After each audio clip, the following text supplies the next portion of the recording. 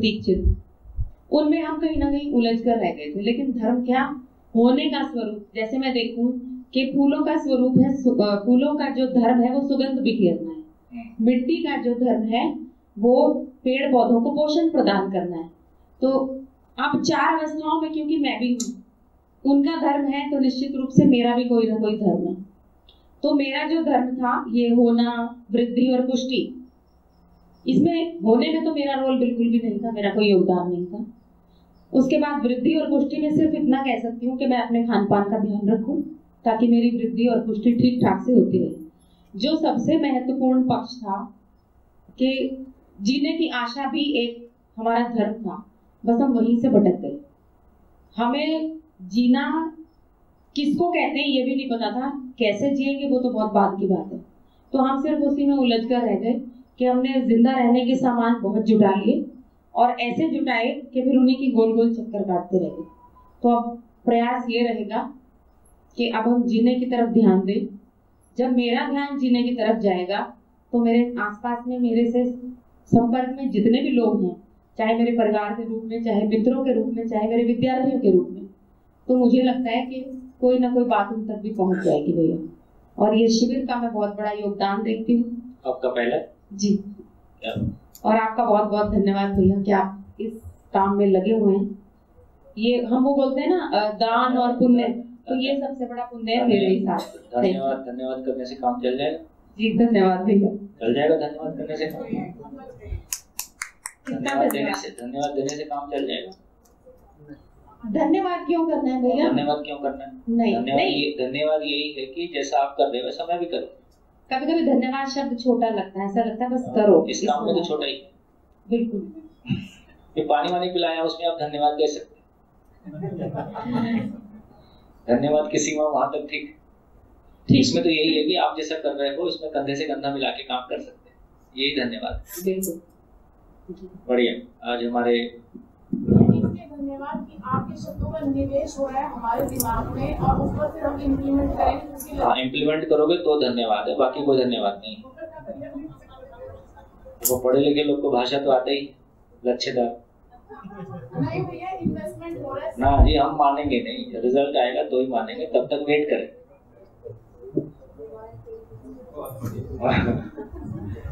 बीच में वो क्या है भैया, अपने पैसे दो रजिस्ट्री कराओ, हमने बयाना दे दिया अटका के रख लोगे और सब नहीं चलेगा। आजकल बयाना पकड़ने का टाइम नहीं है, कोरोना के बाद ना कैश पेमेंट दो, रजिस्ट्री कराओ। पर भैया एक बात मैं और कहना चाहूंगी, जैसे हमने कोविड में ना थोड़ा सा जीवन विद्या एक परिचय पुस्तक को ये संजीव भैया, श्रवण भैया के मार्गदर्शन में एक बार पठन किया है। उसके बाद से ना मैंने महसूस किया, जब दिसंबर में स्कूल खुले थोड़े समय के लिए, अभी मैं ये नहीं पकड़ पाई हूँ ये कंटेंट। उस पढ़ाते समय, मैं हिंदी की अध्यापिका हूँ, हिंदी मेरा विषय है, तो वहां पर भी ये कंटेंट मैंने देखा शामिल हो चुका है मेरे द्वारा। होता ही अभी मैं पकड़ नहीं पाई हूँ कि कैसे, जैसे भैया ने पूछा तो मैं बता नहीं पाई। देखो, कभी आपको ये सोचना पड़ा कि मैं अपने बच्चे से बात कैसे करूँ। जब प्यार होता है तो भाषा अपने आप बनती है। तो आप जब ये पूछते हो कि हम इसको बच्चों को कैसे पढ़ाएंगे, तो मेरे को समझ में नहीं आता, मेरे को ऐसी वाली ट्रेनिंग नहीं आती। मेरे को प्यार करना आता है, प्यार होता है तो भाषा अपने आप बनती है। भाव ही भाषा की अभिव्यक्ति है। भाषा वो चीज है जो भाव को व्यक्त कर देता है। यदि आपका भाव बन गया है तो आप ऑटोमेटिकली हो जाएगा। इसलिए जब आप कहते हो कि क्या करें, तो मेरे पास एक ही आंसर है, बढ़िया अध्ययन करें। ये हैप्पीनेस के लिए 4 पेज पढ़ के आप हैप्पीनेस पढ़ा दोगे, ऐसा कुछ नहीं होने वाला। हैप्पीनेस मेरे अंदर आएगी तो मैं हैप्पीनेस कन्वे कर सकता हूँ, और हैप्पीनेस मेरे भीतर आने के लिए मेरा अध्ययन जरूरी है। तो हमारा इस बात पे भी ध्यान जाता है कि स्कूल में जो हम डिबेट्स करा रहे हैं उसको मीनिंगलेस है। पक्ष विपक्ष में बोलना पहले करवाते थे, मेरे को नहीं पता आज करवाते हैं कि नहीं करवाते, वो मूर्खता है।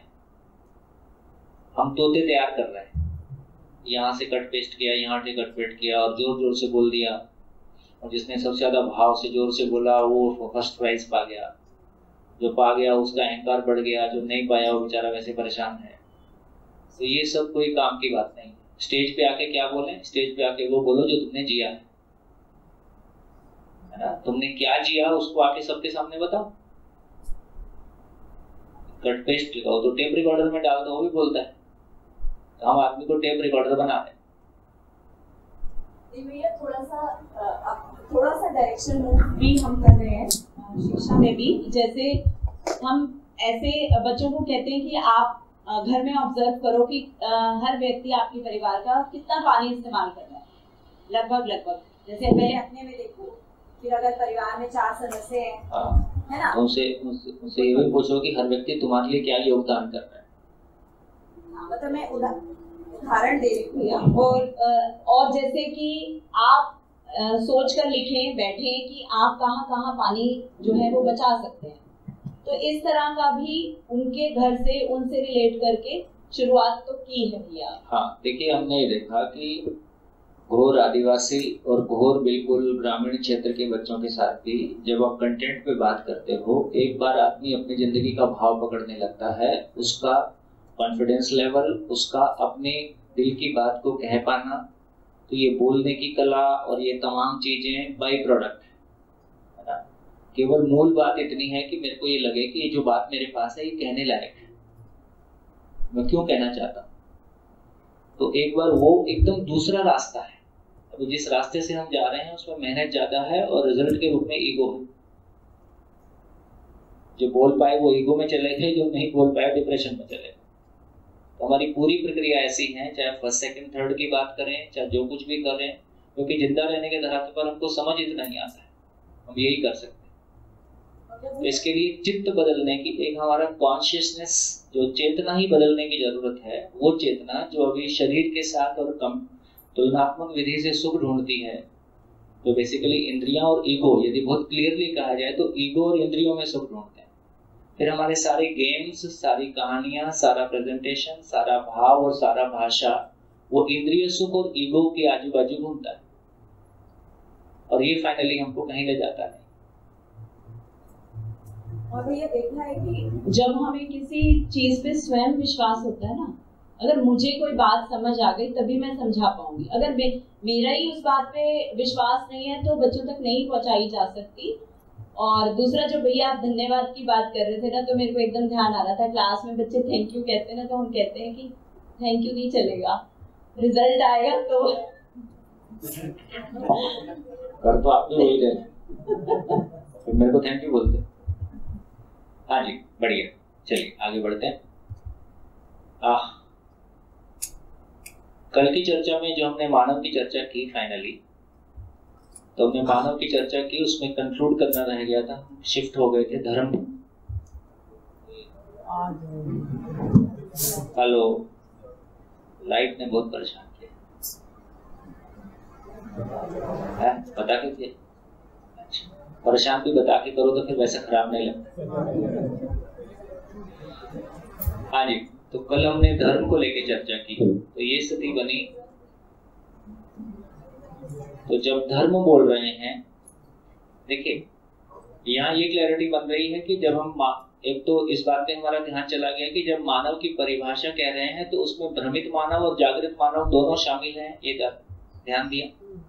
जब मनाकार को साकार करने की बात कर रहे हैं तो भ्रमित मानव भी ऐसा करता है। जब जीने की आशा की, सुखपूर्वक जीने की आशा की बात कर रहे हैं तो भ्रमित मानव आशा करता है। प्रमाणित करने वाला है तो प्रमाणित कर दिया तो वो जागृत हो गया। तो भ्रमित से लेके जागृत मानव तक का कवरेज यहाँ पे हो गया, एक परिभाषा में दोनों को कवर किया। फिर ये हमारी क्लैरिटी हुई कि यदि मैं मेरा मन स्वस्थ हो गया तो प्रमाणित कैसे करूंगा, है ना, उसका एविडेंस क्या होगा। तो मेरे को न्यायपूर्वक जीने की क्षमता आ गई। तो जो हमने शुरू में बात की थी कि अपनों के साथ तृप्ति पूर्वक जीने की क्षमता आ जाए, अपनों के साथ तृप्ति पूर्वक जीने की क्षमता आ जाए और एक परिवार दूसरों से प्रभावित हुए बिना अपनी आवश्यकताओं का निर्धारण कर सके, ये दो चीजें हैं जो हमारी मनःस्थिति को जो हम स्टेबिलिटी की बात कर रहे हैं, जो हम, है ना, स्थिरता की बात कर रहे हैं। यदि संसार के सारे प्रॉब्लम्स हम देखेंगे तो केवल इन दो चीजों के ना होने की वजह से।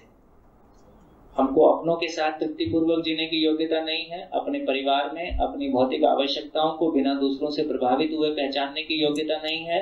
इसके बाद अब भैंस पानी में ही है, अब निकलेगी नहीं हमारी सारी। और अभी तक विश्व का जो कुछ भी हम पढ़ा रहे हैं, विश्व में कहीं भी पढ़ें, ऑक्सफोर्ड में पढ़ें, स्टैनफोर्ड में पढ़ें, कुछ भी करें, ये दोनों चीजें मिसिंग है ना। और धर्म और अध्यात्म में भी हमने जो भी पाया है, उसमें जो भी अच्छाइयां हैं उस सबका सम्मान करते हुए, क्योंकि हमको बहुत एक लंबी छलांग तो लगवा दी कि भाई इंद्रियों में जीना जीना नहीं है ये कहना। और आज भी देखो जैन समाज में, मतलब आज के इस युग में भी बच्चे सन्यासी होते हैं, कोई एक मोटिवेशन तो बना रखा है ना। तो आज भी परंपरा में देखोगे तो अपनी तरीके से जो भी साधना चलती है उसके प्रति लोगों का कम से कम सम्मान है, और जो लोग उसमें शामिल होते हैं होते ही। लेकिन फाइनली जब एक परिवार के जीने की बात करेंगे तो ये दो चीजों के बिना परिवार में जीना नहीं हो सकता, और दो चीजों के बिना मेरे को अपने आदमी होने का, मानव होने का तृप्ति है ना। क्योंकि पूरी नेचर का डिजाइन है कि हर इकाई स्वयं में व्यवस्था है, और व्यवस्था एज ए होल में उसका एक निश्चित भागीदारी का स्वरूप है। यदि ये दोनों नहीं होगा तो मैं अपने मानव होने को, मेरे अपने स्वांत सुखाए मेरा कोई भाव और विचार ठीक है। देखो अभी भी मैंने कहा कि हमारे पास कुछ अच्छी चीजें हैं जो हम अपने बच्चों को कन्वे नहीं कर पाते। गूंगे का गुड़ है तो सही, पर दूसरे को प्रोसेस नहीं पता है। तो यदि मेरी कोई स्थिति है, वो स्थिति मेरी कैसे बन गई है मुझे को नहीं पता है, तो मैं दूसरे को कन्वे नहीं करता हूँ, क्योंकि प्रक्रिया मुझको नहीं पता है। यदि कोई चीज मैंने प्रक्रिया से पाई है, प्रोसेस से पाया है, और प्रोसेस का मैं साक्षी हूँ, तो मैं बता सकता हूँ कि स्टेप 1, स्टेप 2, स्टेप 3। तो अभी हमारे जीवन में यदि हमारे पूर्व शरीर यात्राओं की वजह से या अपने किसी चेतना की स्तर की वजह से मेरी चेतना अच्छी है, मेरा धन के प्रति बहुत इस तरह का लालच और आकर्षण नहीं है, मैं अपने आप में थोड़ा स्टेबल हूँ, इंद्रियों के मामले में थोड़ा संयमित हूँ, लेकिन मैं दूसरे को कैसे बताऊं कि तुम कैसे हो जाओ, वो कोई चीज मेरे पास नहीं है। तो यहाँ हम अपना भी एक ठीक ठाक इवैल्यूएशन कर सकते हैं कि मैं कहाँ हूँ और कैसे पहुंचा हूँ। तो ये दो मुद्दे एड्रेस होने की जरूरत है। तो यहाँ जब हम मानव की बात कर रहे हैं और मानव में समझ की बात कर रहे हैं, तो मानव में समझ का पहला प्रमाण है कि हम आदमी के साथ जीने का विश्वास पा सकें, मानव के साथ जीने का विश्वास पा सकें। देखो पशु भी समूह में रहते हैं, पशु में भी सोशलाइजेशन मिलता है ना। पशु समूह में क्यों रहते हैं? पशु समूह में क्यों रहते हैं? भय, भोजन, प्रजनन। और हम गांव और दिल्ली और लंदन और अमेरिका में हम समूह में क्यों रह रहे हैं? क्या कर रहे हैं? क्या कर रहे हैं? भय, भोजन, प्रजनन। इससे ये सिद्ध होता है कि पशु के पास कल्पनाशीलता नहीं है, इसलिए पशु के पास मोबाइल नहीं है, कपड़े नहीं है, मकान नहीं है। क्रियाकलाप के रूप में क्वालिटेटिवली हम बहुत आगे नहीं हैं, क्रिया वही कर रहे हैं, और वो क्रिया करके हमने पा लिया, हमने शादी किया, बच्चे किए, बढ़िया सुविधाओं के साथ में जी रहे हैं, लेकिन तृप्ति होना भी शेष है। इससे पता चला कि मानव वंश परंपरा नहीं है, मानव ज्ञान परंपरा है।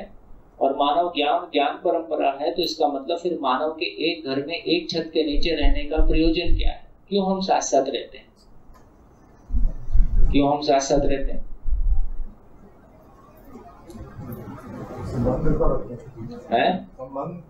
संबंध में तृप्ति, आदमी के साथ जीने के विश्वास को, मुझको, मैं आदमी हूं तो मुझको आदमी के साथ जीना आता है, और मुझको आदमी के साथ जीना आता है। तो मूल में इतने कह रहे हैं कि पशु और मानव में इतना ही अंतर है कि मानव में समझने की ताकत है, मानव में समझने की ताकत है। इसका प्रमाण है कि उसको आदमी के साथ और नेचर के साथ जीना आता है, क्योंकि समझने की वस्तु मानव और प्रकृति ही है।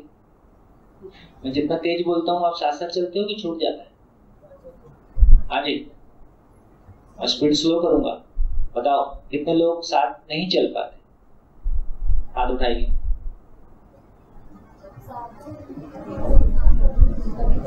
तो बोलते कि नहीं? अपना भी टाइम खराब कर रहे, मेरा भी खराब कर रहे। लिसनिंग में प्रॉब्लम नहीं है, ठीक है, सबकी अपनी, ठीक है। ऐसा ध्यान दिला दोगे तो मैं थोड़ा स्लो करूंगा। मैं सोचता हूँ कि अब तो चौथा दिन है, 5वां दिन है, अब तो फ्लो सेट है ना।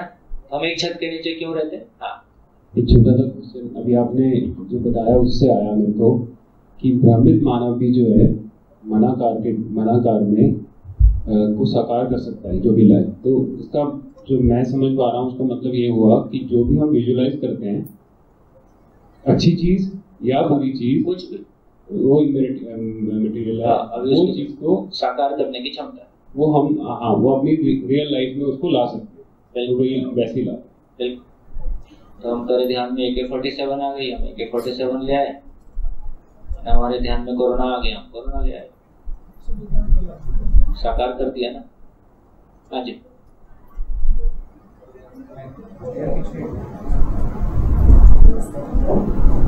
नमस्ते भैया। मुझे जो अभी समझ आ रहा है कि मन स्वस्थता पहले हमारी हो तब हम मनाकार को साकार करें तो बेहतर होगा ना। क्या मनाकार में हो सकता है मेरी सोच में पहले कुछ गलत ही चल रहा था। सही यही है, उचित यही है ना। नहीं तो हम भी परेशान होते हैं, दूसरों को भी परेशान करते हैं। तो एक बच्चा जब जन्म लेता है तो वो जन्म से जिज्ञासु है। क्यों लिखता हूँ इतनी बार, क्यों लिखता हूँ इतनी बार? तो कम से कम सामने वाले को मेहनत करता हुआ देख के आपको भी लग जाए यार अपने को भी मेहनत करना। मैं लैपटॉप रख के वो भी चला सकता हूँ, बैठा बैठा बटन दबाते रहूंगा, चलते रहेगा, लेकिन मोनोटोनस हो जाता है। इसका मतलब है कि एक बच्चा जन्म से जिज्ञासु है, न्याय का याचक है ना। अपने लिए न्याय चाहता है, दूसरे को न्याय देने की योग्यता उसमें नहीं है। अपने लिए जिज्ञासु है, स्वयं में जिज्ञासा है, दूसरे की जिज्ञासा तृप्ति की योग्यता नहीं है। सही कार्य व्यवहार करना चाहता है, दूसरे को सिखाने की योग्यता नहीं है। सत्य वक्ता है, सत्य को भी पहचानता नहीं है। ये बाई नेचर हर बच्चे में है ही, है ना। और कल भी हमारी हर बार चर्चा होती है कि एक छोटा बच्चा ज्यादा समय खाने की चीज मांगता है कि ज्यादा समय क्वेश्चन पूछता है। एक बच्चा अपने माँ बाप को ज्यादा सम्मान देता है कि टीचर को ज्यादा सम्मान देता है। फिर मैं वो खराब कहने का अच्छा हो जाता है ना। उसके बावजूद भी हमारा कहाँ ध्यान जाता है कि ये ज्ञान इसकी जरूरत है।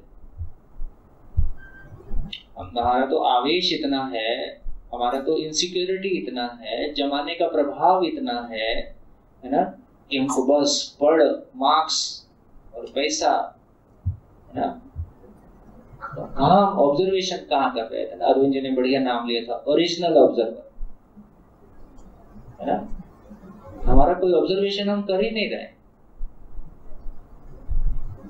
तो इसका अर्थ ये हुआ कि यदि एक बच्चा ऐसा है, तो जो बात ये बोल रही है कि यदि उसकी मन स्वस्थता, देखो हमने पहले भी चर्चा किया था, यदि ये बात आई थी पहले कि एक बच्चा कितनी उम्र में स्त्री पुरुष को पहचानने लगता है, स्त्री पुरुष संबंध के सुख को भी पहचानने लगता है। कितने एज में? 10, 11, 12। ठीक। इसका मतलब ये हुआ कि 10, 11, 12 के पहले, 10, 11, 12 के पहले यदि उसको ये समझ में आ गया कि समाधान बराबर सुख, तो वो शरीर को चलाएगा, नहीं तो शरीर उसको चलाएगा। तो समझदारी की उम्र 12 साल के पहले है, ये प्रौढ़ शिक्षा कार्यक्रम, है ना। समझदारी की सही उम्र 12-13 साल के पहले है। इससे पहले कि उसके पास शरीर से सुखी होने का सिग्नल आना शुरू हो और वो उसके तरफ आकर्षित हो, वो उसको सम्मोहन पैदा करे, वो उसकी पूरी मानसिकता को अपने गिरफ्त में ले ले, इसके पहले उसको ये क्लैरिटी आ जाए कि ये समझना अपने आप में सुखदायी काम है, क्योंकि वो तो बचपन से क्वेश्चन पूछ ही रहा था। उसमें ऐसा नहीं है हम किसी को समझा देंगे, ये संभव ही नहीं है। सामने वाला बाई नेचर समझना चाहता है, इसलिए उसमें हुक डाला जा सकता है। तो एक माँ बाप होने का मतलब है बच्चे होना, बच्चे होने का मतलब है कि सृष्टि के सारे क्वेश्चन का आंसर देने की क्षमता होना। ये शादी का मिनिमम क्वालिफिकेशन, क्योंकि शादी हुई, बच्चे आए, 2 साल में आएंगे, 5 साल में आएंगे, लंबा खींचोगे बाद में परेशान होगे। ये भी एक मुश्किल है अभी, तो और अपन बच्चे करने को डिले करते हैं। आज मेरी एज 54 है, मेरा बेटा 28 साल का है, शादी हो गया, सेटल्ड है। ठीक। यदि हम सही समय पे चीजों के साथ, एक सही उम्र का भी, बायोलॉजी का भी कोई मतलब है, तो शादी जैसे मामले केवल मेरी विश और विल और मेरी चाहना से जुड़े हुए नहीं है, ये शरीर से जुड़े हुए हैं। शरीर का निश्चित एक आयु है, आयु का एक अपना प्रभाव है ना। और घर वाले बोलते हैं शादी कर लो, नहीं अभी मैं मेंटली प्रिपेयर नहीं हूँ। आपकी भी गलती नहीं है, क्योंकि हमारी वो तैयारी, मानसिक तैयारी नहीं हुई है, तो क्या करें। लेकिन ये तमाम कंफ्यूजन फिर हमको बाद में तंग करते हैं। पता जब चलता है जब बच्चों की शादियों का समय आ गया है, पता चला आप 60 के पार हो गए हो, अभी बच्चे शादी के लायक नहीं हुए, और उनकी शादी होते ही आपके ऊपर जाने का समय आ जाता है। में ये शादी लेट हो और बच्चे को टाइम फ्री हो गए थे मतलब, लेकिन शादी लेट हो और बच्चा हमारा 7th क्लास में है तो क्या करें, हम तो फिर भी 60 के पहुंचेंगे। शादी हमारी शादी 30 साल में हुई थी। 30 में? हाँ, हम तो चाह बहुत टाइम से रहे थे, लेकिन ठीक है, वो चीजें, कुछ चीजें हैं जो अपने हाथ में नहीं है, उसको तो अपन क्या करेंगे। जो चीजें हमारे हाथ में है उसी बारे में सोच सकते हैं ना। तो जो चीजें हमारे हाथ में है उस बारे में हम कोई निर्णय ले सकते हैं, जो चीजें हमारे हाथ में नहीं है उनमें जैसा है फिर वैसा निभना है। तो इस सेंस में मैं ये कहना चाह रहा हूँ कि ये बात बहुत इंपॉर्टेंट है कि यदि उसकी मन स्वस्थता 12-13 साल के पहले हो जाए तो जिंदगी अभी भी वो सारे माँ बाप, मैं कहता हूँ अरस्तु हमारे बीच में किधर है, ये रहा अरस्तु, ये जितना उपद्रव किया है, एक जवानी में जितने उपद्रव किए जा सकते हैं सब किया। उसके बाद उसके उस समय इसके माँ बाप की चिंता कहती रहती होगी, परिवार के लोग कैसा परेशान होंगे, कैसा चिंतित होंगे। जैसे ही बच्चा सही राह पकड़ता अपन मुक्त हो जाता, पूरा मेंटल ब्लॉक हमारा खाली हो जाता है, निश्चिंत हो जाते हैं। मेरी बेटी है, घर से बाहर रह के पढ़ती है, जवाना है, उसकी अपनी परेशानियां हैं, मेरे को चिंता होती है। एक बाप होना, एक बेटी का बाप होना, एक बेटी की माँ होना, है ना, स्वाभाविक है।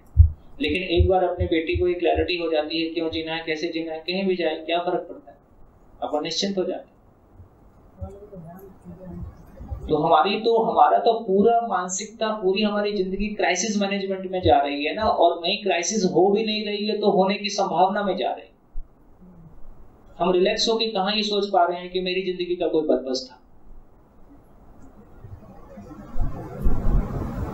बढ़िया, तो ये इम्पोर्टेंट है। इसलिए हम लोग तो इस बात को, मतलब मेरे मन में, अभी मैं ज्यादा लंबा चौड़ा नहीं सोच रहा हूँ, मेरे तो मन में ये आता है कि शहरों में ये काम आराम से हो सकता है कि मोहल्ला मोहल्ला, है ना, अभिभावक विद्यालय, जो हम रायपुर में बात कर रहे हैं, अभिभावक विद्यालय का मतलब है अभिभावकों के द्वारा संचालित विद्यालय, स्कूल रन बाय पेरेंट्स।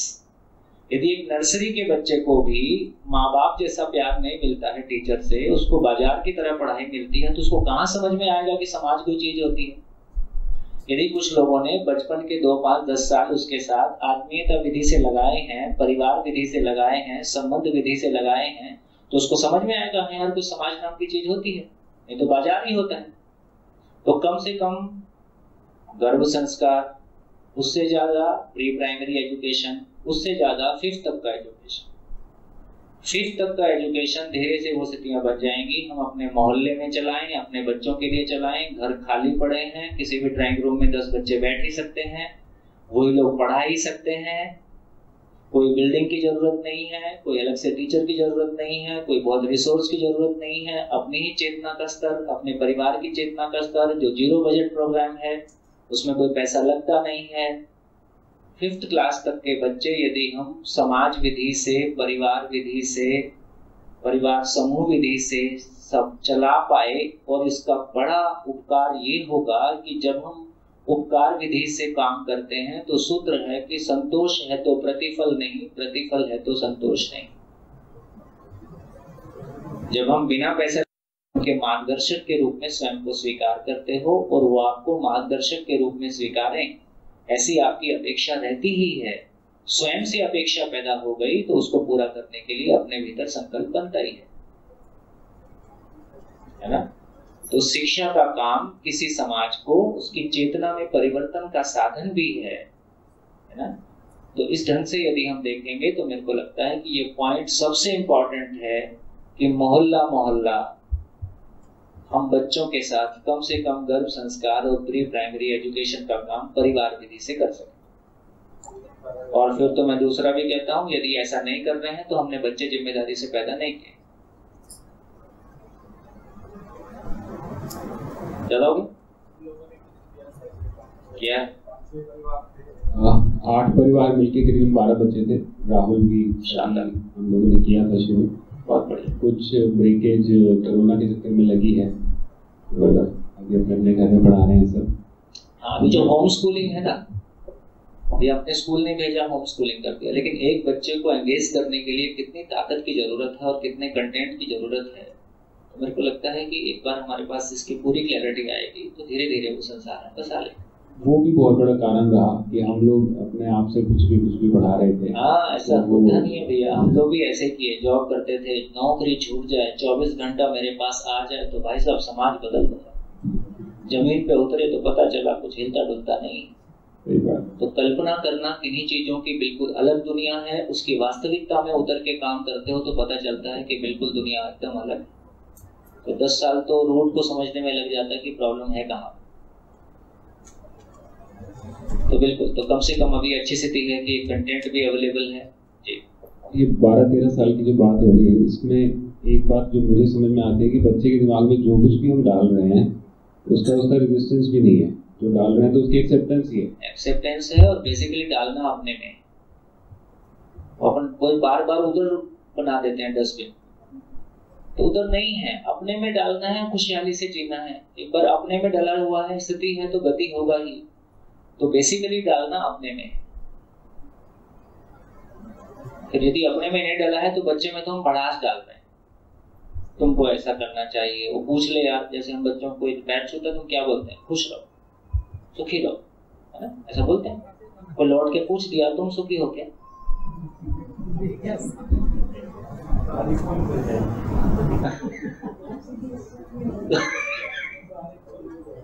वो लौट के पूछ दिया तुम सुखी हो क्या, तो क्या करोगे? मुंह नहीं खुलेगा उसके बाद।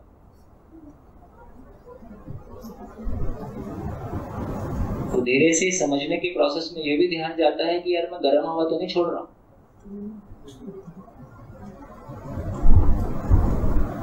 तो मेरे को ये बात बहुत सेंसिटिव लगती है। और कुछ करना जब, और ये भी कहना चाहता हूँ कि समझने का काम किसी भागीदारी से शुरू होता है। किताब से पढ़ के समझ में नहीं आता है, सुनने से समझ में नहीं आता है, यूट्यूब से समझ में नहीं आता है।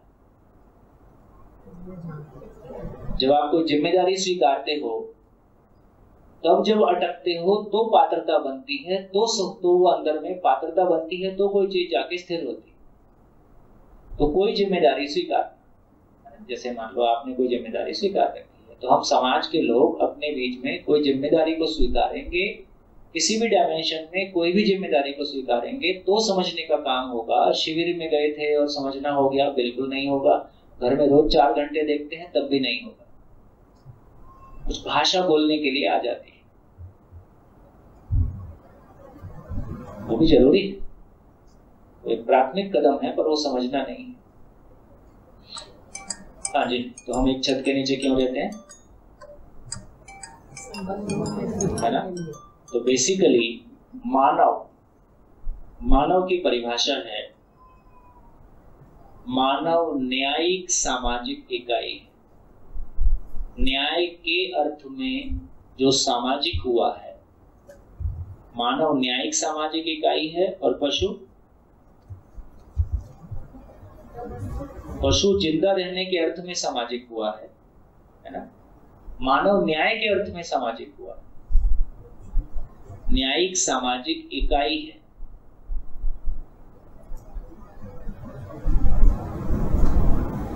इस पे शानदार पीएचडी हो सकती है।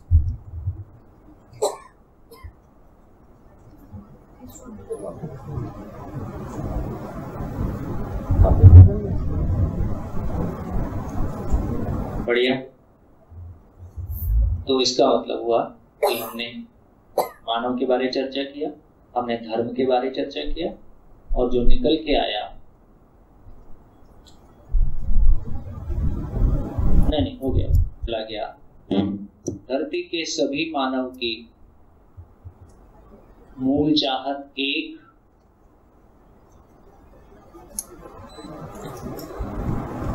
धरती के सभी मानव के लिए मानव लक्ष्य एक। ठीक, अभी पता चला कि मानव धर्म एक, और ध्यान जाएगा कि मानव जाति के बारे में मैंने कुछ नहीं लिखा। तो बताओ धर्म और जाति में क्या फर्क है? धर्म और जाति में क्या फर्क है? जो लोग पहली बार शिविर कर रहे हैं उनसे बात हो रही है। जाति वाला जो है उसमें लिमिटेड एरिया में अपना फंक्शन हो सकता है, तो उसमें दूसरी जाति को भूल जाने हुआ नहीं। जो लोग पहली बार शिविर कर रहे हैं उनसे अपेक्षा है। हाँ जी, माइक आगे माइक पीछे। ये मुझे ऐसे जुड़ा हुआ सा लगा। तो मानव जाति मतलब एक पशु, जो ये जीवावस्था है, इससे हमको अलग कर रहा है।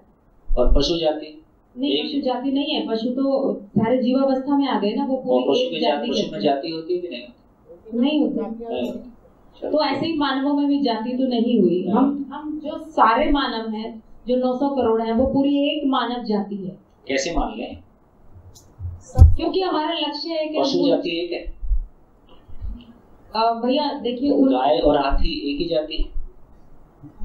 वो शरीर के उसमें वो है ना अलग अलग, बाकी तो एक ही खाते वो भी खाना, वही आहार निद्रा भय मैथुन को तो सारे जानवर करते हैं और मनुष्य भी कर रहा है।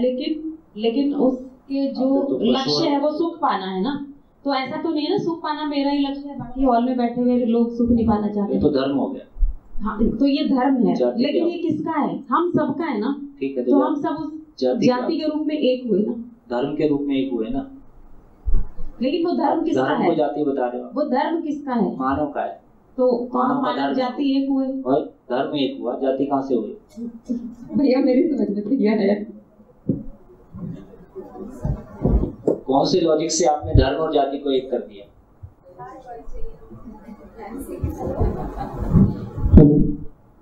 हाँ जी, धर्म जो है हमें खड़े होकर बोलेंगे जी जी।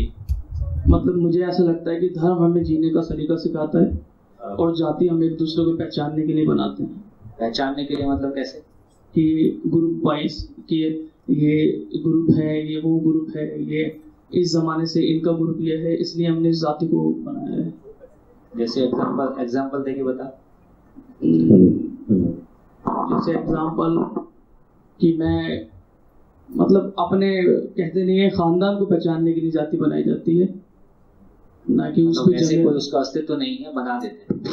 हाँ बना देते हैं, इसकी इम्पोर्टेंस नहीं है, सिर्फ एक दूसरे ग्रोह को पहचानने के लिए ट्राई करते हैं। जैसे मतलब बहुत सारे एग्जांपल हैं, जैसे इब्राहिम एक जाति है, उनके नस्ल के जितने लोग हैं वो अलग है, उनके बेटे इब्राहिम और इसहाक की जाति अलग है, इब्राहिम की जाति अलग है। Like this smile. हाँ सर, अभी तक मतलब जैसा घर में सुना है वैसा ये था कि जो धर्म है वो जिस तरह की मान्यता हम रखते हैं, जिस तरह के बिलीव हम रखते हैं, उस पर डिपेंड करता है धर्म। मतलब जो बाहर के वर्ल्ड से, और जो जाति है वो तब बनी थी जिस तरह का हम काम करते थे। फिर उन सब जो एक तरह का काम करते थे उनको एक परिवार के उसमें वो कर दिया था। फिर उनकी पीढ़ी दर पीढ़ी जो भी लोग आए हैं तो वो एक जाति बन गई है, और फिर ऐसे दूसरी जाति ऐसे करके जाति बनी है।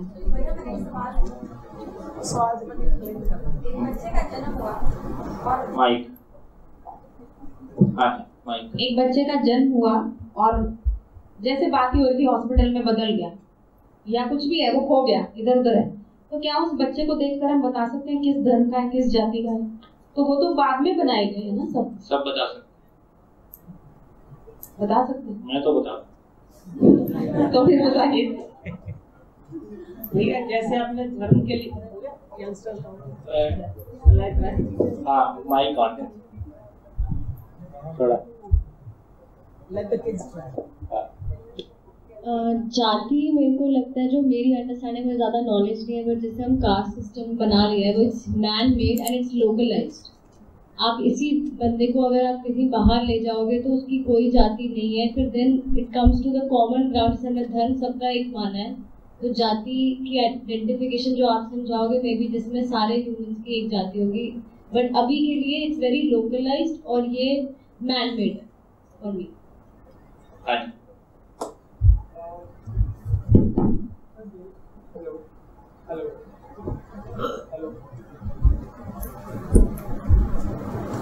लास्ट। हेलो सर जैसे हमारी एक पूरी कंट्री होती है, कंट्री के अंदर जो स्टेट्स हैं उनको हम धर्म बोल सकते हैं मेरे हिसाब से। नहीं आप पूरी बात सुनिएगा प्लीज। मैं एक एग्जांपल देने की कोशिश कर रहा हूँ यहाँ से। और जो हर एक धर्म में, हर एक स्टेट के अंदर डिस्ट्रिक्ट्स हैं, उनको हम जाति नहीं सर, चलो ये हटा देते हैं। तो मेरा अभी ये था, जैसे हनुमान को हम सब लोग पूछते हैं, अपनी जाति का पता नहीं, हनुमान जी बीच में ले आए। तुम्हारी जाति क्या है? मानव चेतना के हिसाब से जातियां बनती हैं। मुझे ये बोलना था, जो हमारे पूर्वज होते हैं, पूर्वज जो हमारे खानदान में जो हमारे पूर्वज होते हैं, जैसे कोई जूते सीला करता था या फिर कोई भेड़ बकरी चराया करता था, तो उनके हिसाब से उनको अलग कैटेगरी में हमने डाल दिया कि तेरी ये जाति है, तेरी ये जाति है, और उसको ही सब फॉलो करते हुए आगे आ रहे हैं। उसको अब जाति का नाम देकर सबको कैटेगराइज करते हैं, तुम ऊंच हो, तुम नीच हो, तुम जूते सीलते हो तुम नीच हो, या तुम अगर बकरी चराते हो, या तुम अगर खेत है तो तुम ऊंची जाति हो। ये मुझे लगता है जाति का मतलब, जिसको हम आज तक फॉलो करते हुए आ रहे हैं। हेलो, बोलो ना, तो मैं काम बना किया। हाँ जी, हाँ जी, जी जी। जो मुझे समझ में आई सब लोगों की बातें सुन के, अगर एक लाइन में डिफाइन करें तो धर्म जो है वो नेचुरल है, प्रकृति है, और जाति जो है वो मानव मेड है। चलिए, हाँ जी बोलिए। धर्म को या चेतना से जोड़ रहे हैं, धर्म को हम मान रहे हैं ना कि तन मन धन का सदुपयोग किस लिए, मानव लक्ष्य के रूप में, और लक्ष्य क्या है, मानव चेतना का विकास। उसी के हिसाब से सोचे तो जातियां चेतना के स्तर के हिसाब से बन सकती है क्या? चलो, किसकी चेतना ऊंची तो उसकी जाति अलग, नहीं मतलब थोड़ा सा डिवीजन। हाँ, मुझे कहीं तो कैटेगराइज दो जातियां तो बन ही सकती हैं, जीव चेतना जाति और एक मानव चेतना जाति। कुछ तो बनेगा। और मेरे हिसाब से जितना समझ है कि धर्म को हमने जीवन सुख दुख के रिस्पेक्ट में देखा है, और जाति जो है वो भौतिक आवश्यकता है, मतलब क्योंकि वो जॉब हो गया, ऑक्यूपेशन हो गया। चलिए हो गया, आगे चलते हैं। भैया थोड़ी गति भी बनाए ना भैया, आपका शिविर नहीं तो 10 दिन चलेगा। नॉट रिक्वायर्ड हो गया भैया, इसमें हमारी कल्पनाशीलता, आज हाँ भैया इसमें हमारी कल्पनाशीलता, कर्म स्वतंत्रता के कारण, जैसे धर्म तो आपने कहा बच्चा बचपन से ही जिज्ञासु, न्याय, सही, सत्य का ट्रेजर, तो धर्म तो हमारा सभी का वही है कि सभी को सुखपूर्वक जीना है। काम करने की स्वतंत्रता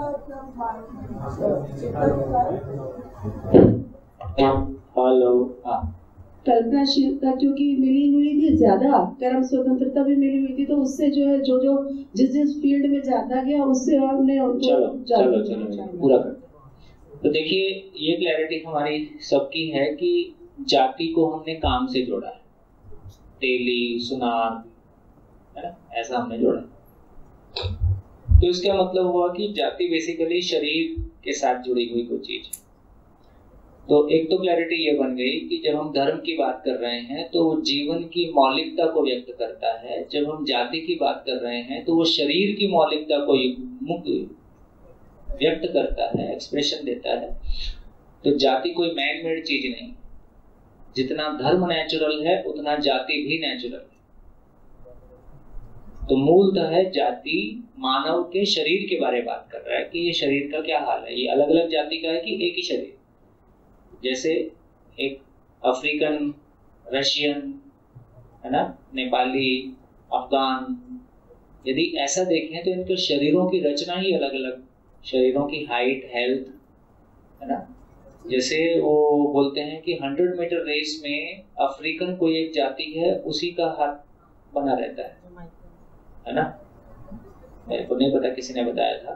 तो वहां के शरीर, मतलब देखा जाए तो वो वहां के उस जलवायु में जो भी कारण होगा, तो वहां के शरीर दौड़ने के लिए ज्यादा उपयुक्त, मेरे को नहीं पता, ऐसा किसी ने बताया। तो इसका मतलब है जैसे अफगान के शरीर ज्यादा, जैसे छत्तीसगढ़ का गाय भी 3 फुट का ही, तो हो सकता है कि जलवायु का जो भी एक प्रभाव पड़ा है ना, जैसे गंगा का पानी और यहाँ का खान पान है ना, तो पूरे विश्व में एक तरह का हमको रशियन सामान्य हाइट 6 फुट रहता है ना। तो इसका मतलब है कि शरीर तो हमारे एक जैसे नहीं है। शरीर की अपनी एक मौलिकता हमको दिखाई दे रही है। तो सारे शरीरों को एक जाति के शरीर माना जाए कि सारे शरीरों को अलग अलग जाति का शरीर माना जाए?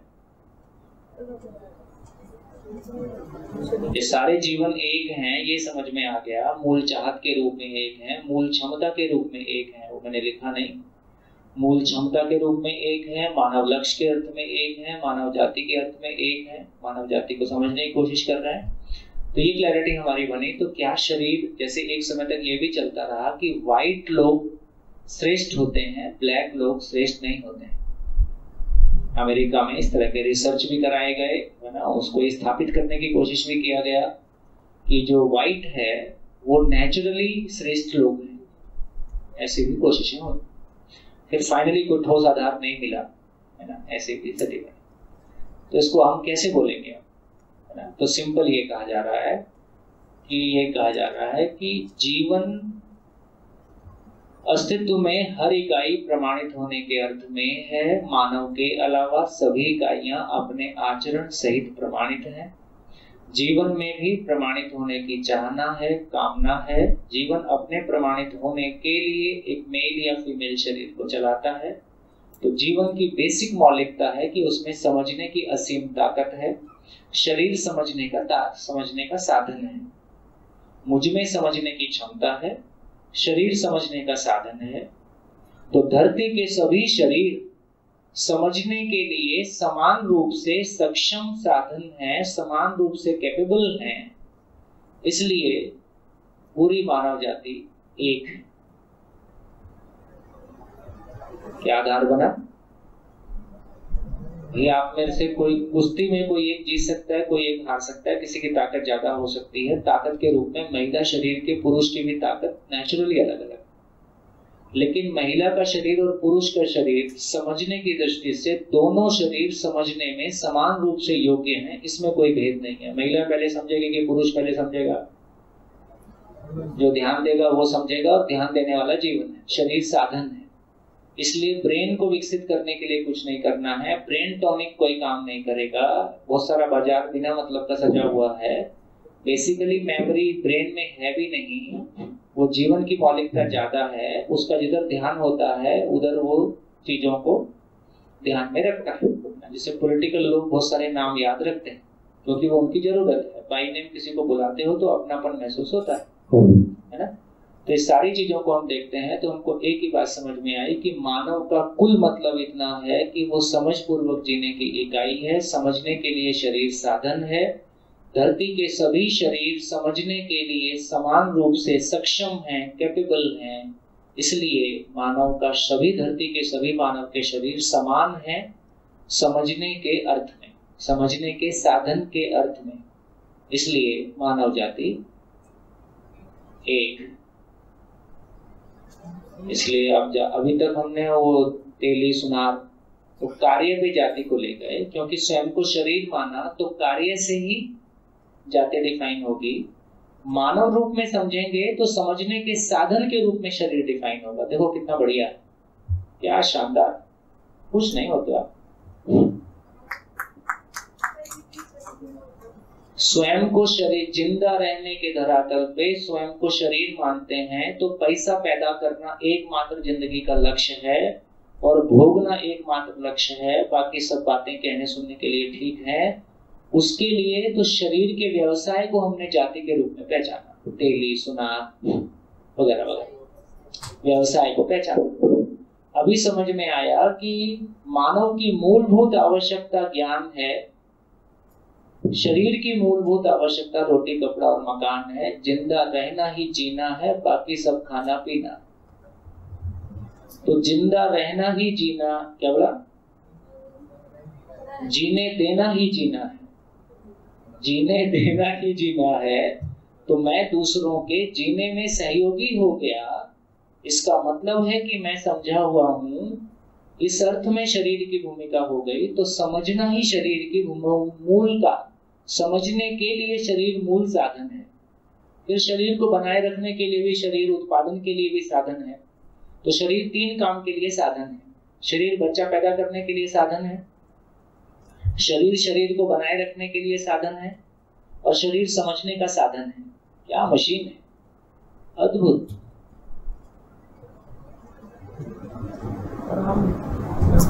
और हम छल्ले वाली ढूंढ रहे, चूड़ी वाली। इतनी बड़ी गाड़ी रख के इस पे कोई गर्म नहीं हो रहा है, एक लोहे का टपरा लाएंगे, उसमें बैठ के लोग हमारा सम्मान करेंगे। वाह, अरे मानव, बोलो कमल मंडल, आपके रहते ये सब बुरा है, ये सब ठीक नहीं। 8000 बच्चों का ऋण आपके ऊपर है, आपकी तो खैर नहीं।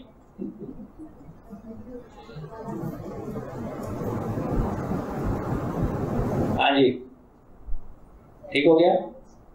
तो मानव जाति एक, और हाथी और बकरी एक जाति है कि अलग अलग जाति है? हाथी और बकरी अलग अलग जाति हो गया। इसलिए पशु में, जब पशु का बात कर रहे हैं तो पशु में धर्म एक है। तो धर्म जीवावस्था का एक है, पदार्थ अवस्था का एक है, प्राणावस्था का एक है, धर्म एक है।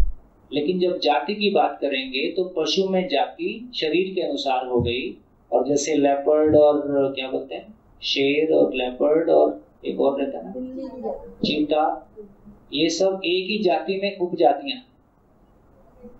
बिल्ली भी जैसे शेर जाति की मानी जाती है, तो ये उपजाति। जैसे आम की, आम एक जाति है, आम में 2200 उपजातियां, प्रजाति। जाति में जो अंदर में भिन्नताएं हैं उसको प्रजाति के रूप में पहचानते हैं। तो मानव की जात एक, मानव का धर्म एक, मानव में मूल चाहत एक, मानव का धर्म एक, मानव की क्षमता एक। लड़ो, कहां से लड़ो? क्षमता एक। थोड़ा सा समझ में आ गया तो लड़ने का कारण ढूंढना पड़ेगा। नहीं, मूल क्षमता का मतलब है सोचने समझने की असीम क्षमता। अक्षय बल शक्ति संपन्न है हर मानव। सोचने समझने के अर्थ में जो क्षमता है वो सब में एक है। इसने कहाँ फोकस किया वो रिजल्ट। हाँ, वो लक्ष्य प्राप्ति के लिए कहाँ यूज किया, कि भोग के लिए यूज किया, वो आपकी चॉइस। प्रजनन मानव मानव में होता है। पशुओं में अनेक जातियां हैं, मतलब अगर देखो अलग अलग स्पीशीज है, तो प्रजनन के टर्म्स में हाथी और बकरी का नहीं होगा। हाँ। तो उस टर्म्स में मैं बताया, वैसा बताया जी।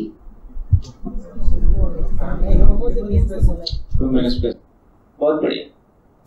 कहाँ पहुंचे? मानव जाति एक। तो कहाँ पहुंचे? मानव की मूल चाहत एक, मानव की मूल क्षमता एक, मानव का लक्ष्य एक, मानव का धर्म एक, मानव की जाति एक। अभी लिस्ट अभी और आगे जाएगी। चलिए, यहां तक हमने कल जितनी बात कर रहे थे उसमें धर्म के लेके हमने बात कर लिया। तो हमने कहा कि मानव न्यायिक सामाजिक इकाई है, न्याय के अर्थ में सामाजिक होता है। अभी हम, है ना, जिंदा रहने के अर्थ में सामाजिक हुए हैं, वो पर्याप्त नहीं हुआ। मानव की परिभाषा सिद्ध नहीं हुई। मानव मूलतः वंश परंपरा नहीं है, मानव ज्ञान परंपरा है। इस अर्थ में कह रहे हैं कि मानव न्याय के अर्थ में सामाजिक होने वाली इकाई है। अपनों के साथ तृप्ति पूर्वक जिया जा सके, इससे कम में मानव को मानव कह पाना संभव नहीं है। धर्म के रूप में कहा तो यहाँ कह रहे हैं अखंड समाज। तो परिवार का फैलाव ही अखंड समाज के रूप में, भयमुक्त समाज के अर्थ में है। तो धर्म प्रमाणित हुआ, धर्म सफल हुआ का मतलब है समाज भय से मुक्त हुआ, है ना। तो कल की चर्चा से क्या समझ में आया? पूजा करना, रोजा करना, व्रत रखना, उपवास करना, है ना, हवन करना, यज्ञ रखना, चोटी रखना, जनेऊ पहनना, ये धर्म है कि धर्म के साधन है? साधन है, धर्म नहीं है। रास्ते हैं, लक्ष्य मतलब मंजिल नहीं है। उपयोगी रास्ते हो सकते हैं, वो चल के देखें कैसा लगता है। तो फिर हम बात कर रहे हैं सत्य की, न्याय, धर्म और सत्य। तो मानव होने का मिनिमम एक्सप्रेशन न्याय है। मानव होने का उससे बड़ा एक्सप्रेशन अखंड समाज के अर्थ में है। मानव होने का पूर्ण एक्सप्रेशन चारों अवस्थाओं में संतुलन, क्योंकि सत्य कोई ऐसी चीज है जो चारों अवस्थाओं यहां से हमको चारों अवस्थाओं में संतुलन सिद्ध हो गया तो मैंने सत्य को समझा, इसका प्रमाण मिला।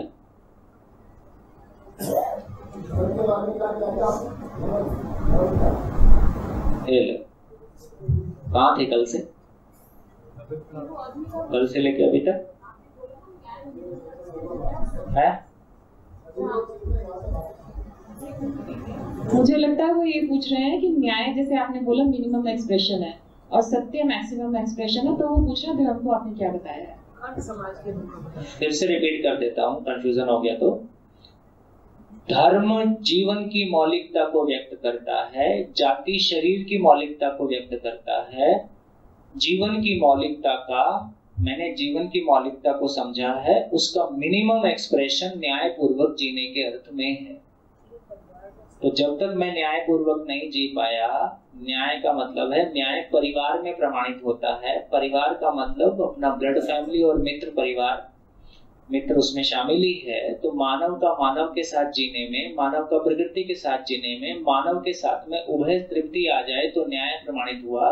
प्रकृति के साथ में व्यवसाय पूर्वक जीते हुए संतुलन प्रमाणित हुआ तो ये न्याय प्रमाणित हुआ। तो ये न्याय मानव का मिनिमम एक्सप्रेशन है। मेरे समझने का एविडेंस मानव के साथ जीने के अर्थ में मिनिमम है। उससे अधिक में मानव फैलेगा तो क्या करेगा?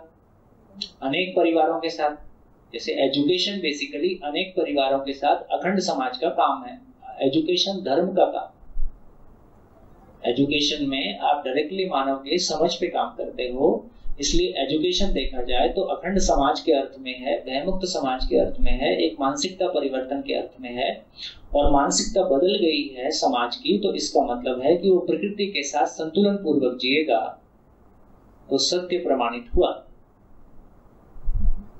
हाँ जी, अब लीजिए। एक छोटा क्वेश्चन मेरा भी था। जैसे अभी कुछ पहले आपने कहा था, जैसे चोटी, रोजा, दाढ़ी, ये धर्म नहीं है, धर्म के साधन है। लेकिन ये कंपलसरी तो है ना, इसके बिना तो हम धर्म तक नहीं पहुंच सकते ना। वो आपको ऐसा लग सकता है, किसी दूसरे को दूसरा भी लग सकता है। जैसे सभी को लगेगा क्या दाढ़ी रखते ही हम धर्म तक पहुंचेंगे, सभी को लगेगा कि मूंछ रख के ही पहुंचेंगे, सभी को लगेगा क्या माला रख के ही पहुंचेंगे, सभी को लगेगा क्या हवन रख के ही पहुंचेंगे। अनेक आस्थाएं हैं, अनेक तरह की हमारी आस्थाएं हो सकती हैं, तो हम अपनी अपनी आस्थाओं के साथ रह सकते हैं। लेकिन हमें मंजिल पहुंचने के लिए रास्ते की जरूरत तो पड़ेगी ना। हाँ, मंजिल पहुंचने के लिए रास्ते की जरूरत पड़ेगी, और रास्ते तक मंजिल तक पहुंचा दे तो रास्ता सिद्ध होता है। ये बात भी ठीक है। तो आपके साधन अलग हो सकते हैं, दूसरे के साधन अलग हो सकते हैं। क्या हमारा एक दूसरे के साधन से विरोध होगा? लेकिन साधन की जरूरत है ना, कंपलसरी ना साधन, या नॉट? साधन की सारी जरूरत इसीलिए है कि जैसे पहले हम सोच रहे थे कि हाँ कहीं जाएंगे तो कुल मिला के कार से जाओ, बैलगाड़ी से जाओ, सड़क की जरूरत तो है ही है। तो एक समय तक मान्यता ऐसी थी, एक समय तक पता चला एरोप्लेन से चले गए, अब सड़क का झंझट ही खत्म हो गया। तो कुल मामला मंजिल पे पहुंचना है कि साधन पकड़ के रखना है?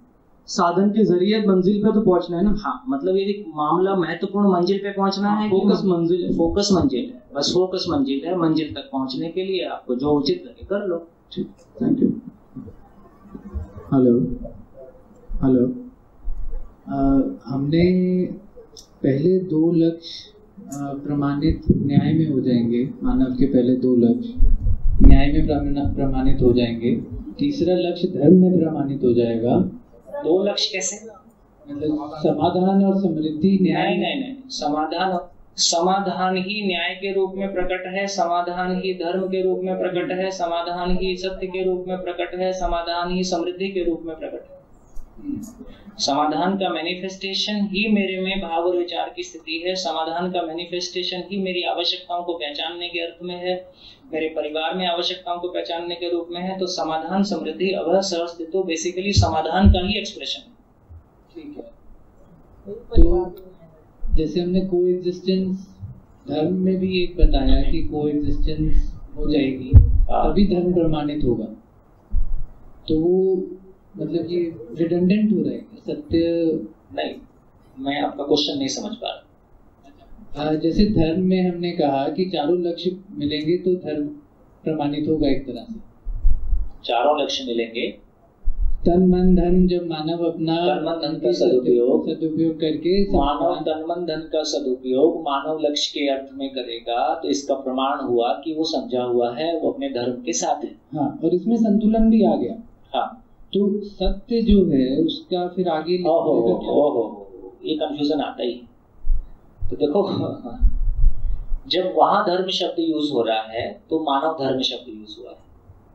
तो मानव धर्म जब शब्द यूज हुआ है तो बेसिकली जब मानव धर्म की बात कर रहे हैं तो वो अखंड समाज के अर्थ में है ना। जब वहां ये कह रहे हैं कि मानव धर्म, मानव क्या बोले, ये यहाँ थे ना कि मानव धर्म क्या है, तो वो अपने फाइनली मानव धर्म उसको समझ में आया है। तो यहाँ वो समझ के रूप में है, यहाँ वो समझ के रूप में है कि मेरे को मानव धर्म समझ में आया, तो इसका प्रमाण क्या हुआ। तो मेरे को मानव धर्म समझ में आया का मतलब मानव के होने का स्वरूप समझ में आया। तो मानव के होने का स्वरूप समझ में आया तो मैं अपने तन का, मन का, धन का उपयोग मानव लक्ष्य के अर्थ में करता हूँ, ये समझ है। यहाँ वो मैनिफेस्ट हो गया। तो वहां वो समझ के रूप में है, यहाँ वो एक्सप्रेशन के रूप में। हाँ, यहाँ पे सदुपयोग अभी समझ में है और यहाँ पे वो जमीन पे उतर गया। हाँ जी सत्यप्रकाश। मैं अभी तक जो समझा हूँ, हाँ, विद्या के लोग गलत कर सही है तो उसका निर्णय तो आप लेंगे। हाँ, ये धर्म जो है ना, प्रकृति में व्यवस्था है, उस व्यवस्था को समझना ना, तो धर्म को समझते हैं हम, उसके अनुसार जीतते हैं तो धर्म के अनुसार जीतते हैं।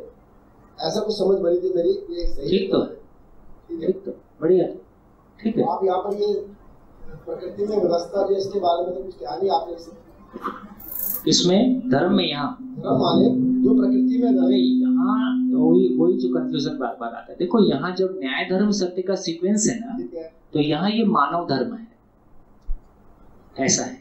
जब मानव धर्म की बात कर रहे हैं तो अब मानव के होने के स्वरूप की बात कर रहे हैं, तो बेसिकली फिर वो अखंड समाज है।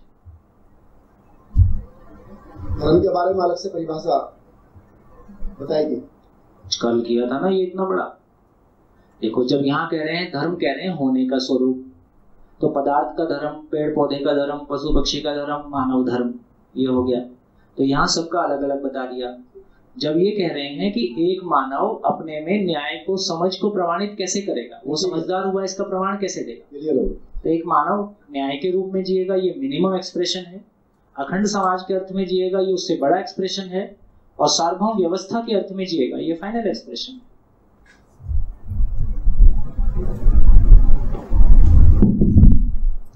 सार्वभौम व्यवस्था के अर्थ में जिएगा, हाँ, तब सत्य प्रमाणित हुआ। अब सत्य क्या है उसको समझेंगे।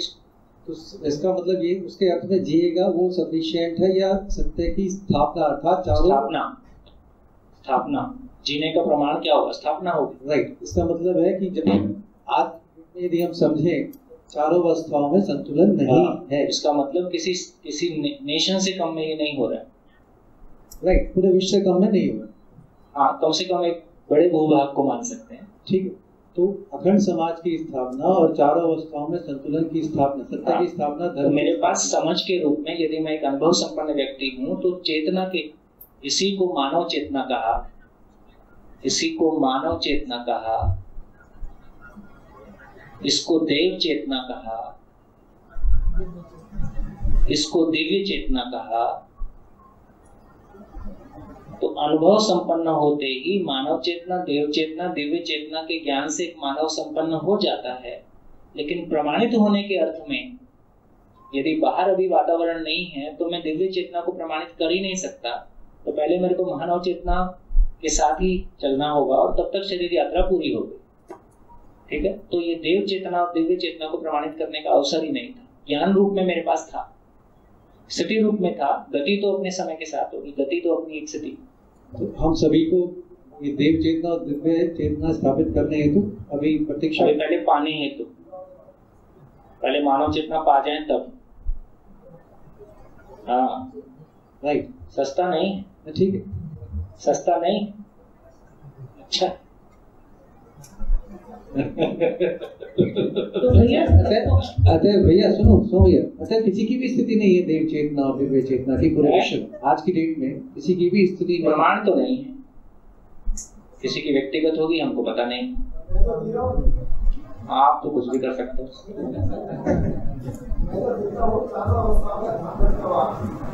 प्रमाण कुछ नहीं है, आप अपने में जी ही सकते हैं, कह ही सकते हैं।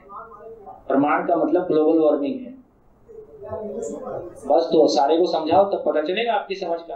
आप अपने में खुश हो जाओगे कैसे चलेगा? एक किसी भूभाग में, किसी देश में, किसी राज्य में कुछ तो करके दिखाओ, अपने में खुश हो। ऐसे तो मियां मिट्ठू होते ही रहे हम, व्यक्तिगत कुछ नहीं होता, प्रमाण से ही कुछ होता है। भैया मैं ये कह रहा हूँ, एक भैया ये जो बात हो रही है बहुत सारी टर्मिनोलॉजी है। बच्चा जिज्ञासु है, न्याय का याचक है, सही कार्य व्यवहार करता है और सत्य का वक्ता है। ये एक चीज समझ में आया। तो इसमें कौन सी चेतना आई बच्चे में? दिव्य है, देव है? बच्चे में कोई चेतना नहीं है अभी। बच्चे में यदि देखा जाए तो बच्चे में यदि इसका मतलब है जब तक मानव चेतना नहीं आया तो जीव चेतना में रहते हुए जिज्ञासु है। जीव चेतना का मतलब है स्वयं को शरीर मानना। भैया 24 घंटे अपने विचारों पे ध्यान दे लो, इच्छाओं पे ध्यान दे लो, आपका सुख कहाँ से आ रहा है आपको पता चल जाएगा मैं कौन सी चेतना में हूँ। तो बच्चे को देखेंगे तो बच्चे को अभी ज्ञान नहीं है, वो ज्ञान की अपेक्षा में है। बच्चे में न्याय करने की क्षमता नहीं है, न्याय की अपेक्षा में है, सही कार्य व्यवहार की अपेक्षा में है, सत्य की अपेक्षा में है। इसका मतलब ज्ञान नहीं है, इसका मतलब जीव चेतना है। जीव चेतना में रहते हुए प्राकृतिक विधि से जिज्ञासु है। ठीक हो गया? ठीक है, आप बताओ। तो फिर इसका यदि हम पोषण करते हैं बचपन से, हाँ, यदि इसका पोषण पूरा हो जाए, हाँ, तो ये न्याय धर्म और सत्य में कहाँ कहाँ फिट बैठेगा? हाँ, इसका मतलब ये हुआ कि जिज्ञासा की तृप्ति हुई है ना। यदि उसकी जिज्ञासा की तृप्ति हुई तो बेसिकली वो न्याय और सही कार्य व्यवहार धर्म, ऐसे बोलो तो न्याय धर्म सत्य ही है। हाँ, तो ये न्याय धर्म सत्य है तो न्याय में आ गया सही कार्य व्यवहार सत्य, उसका फैलाव जाएगा सत्य में, धर्म में। धर्म हर जगह ऐसे फिट करेंगे इक्वली, ऐसा जरूरी भी नहीं है ना, उसकी कोई जरूरत भी नहीं है। मूल बात सार पकड़ने की ये है कि हाँ क्या उस समय स्थिति कैसी है। तो अभी हम किस स्थिति में है? अभी हम जो दीनहीन तरीके से जी रहा है, रोता गाता हुआ, गिला शिकवा शिकायत करता हुआ, उम्र के साथ साथ भूतकाल की पीड़ा, वर्तमान से विरोध, भविष्य की चिंता करता हुआ, ये पशु मानव। ठीक है? और जो दूसरों का खून पी रहा है, शोषण करता हुआ जी रहा है, ये राक्षस मानव। ये हॉल में बैठे मानव कैसे हैं? यदि इनके साथ बहुत आत्मीयता का व्यवहार रखा जाए तो ये जीव चेतना में जीते हुए, इंक्लूडिंग मी, हम जीव चेतना में जीते हुए मानव होने की प्रवृत्ति के साथ हैं। हम पशु मानव जैसा जीना नहीं चाहते, हम राक्षस मानव जैसा भी जीना नहीं चाहते। लेकिन चेतना कौन सी है? अनुभव घटित होने के पहले, सहअस्तित्व अनुभूति होने के पहले, बोध के ऊपर की क्रिया है, वो होने के पहले चेतना के रूप में जीव चेतना ही, जीव चेतना के साथ मानव होने की प्रवृत्ति के साथ है। ये बीच की गली, बस इतना ही। तो जो समाधान पूर्वक निरंतर सुख की जो चाहत है, हाँ, वो जिज्ञासु में जाएगा। हाँ ठीक है, वो जिज्ञासा में जाएगा कि वो भी जिज्ञासा है, समृद्धि पूर्वक जीने की जिज्ञासा है, समाज भय से मुक्त हो जाए इसकी भी जिज्ञासा है, प्रकृति में संतुलन हो जाए इसकी भी जिज्ञासा है, सब जिज्ञासा में जाएगा। तो फिर इस चारों के आधार पे हम कह सकते हैं कि बच्चा जिज्ञासु, मानव जिज्ञासु, न्याय करता, और इस तरह से कोई एक डेफिनेशन बनाया जा सकता है जिसमें न्यायिक सामाजिक इकाई के बारे में बात हुई, जो पकड़ने से आएगा कि ये हिलडुल नहीं सकता है। इसलिए परिचय शिविर 10 बार देखो कम से कम, और बेकायदा नोट्स बना के देखो बेकायदा। फिर जितनी गंभीरता की जरूरत है, मुझको ये कहने में कोई संकोच नहीं है कि कंटेंट की जो गहराई है और हमारे प्रयास हैं अभी कम पड़ते हैं।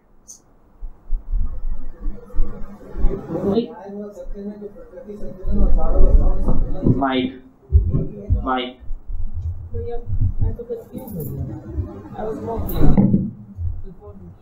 न्याय में प्रकृति संतुलन लिखा है और सत्य में चारों अवस्थाओं में संतुलन। क्या ये दोनों चीज एक है? हाँ, यही एक परिवार में होता हुआ पूरे विश्व में फैल जाता है। जब चारों अवस्थाएं बोल रहे हैं तो पूरा प्लेनेट बोल रहा है। और जब तक ये नहीं हो रहा है दिव्यता प्रमाणित नहीं। राइट। और जब तक ये नहीं हो रहा है प्रकृति पे धर्म की स्थापना, सत्य की स्थापना सिर्फ बात। जब तक समाज अखंड समाज का मतलब है कि पूरी धरती के सारे लोग, उसका कोई तो लक्षण दिखाई दे जाए।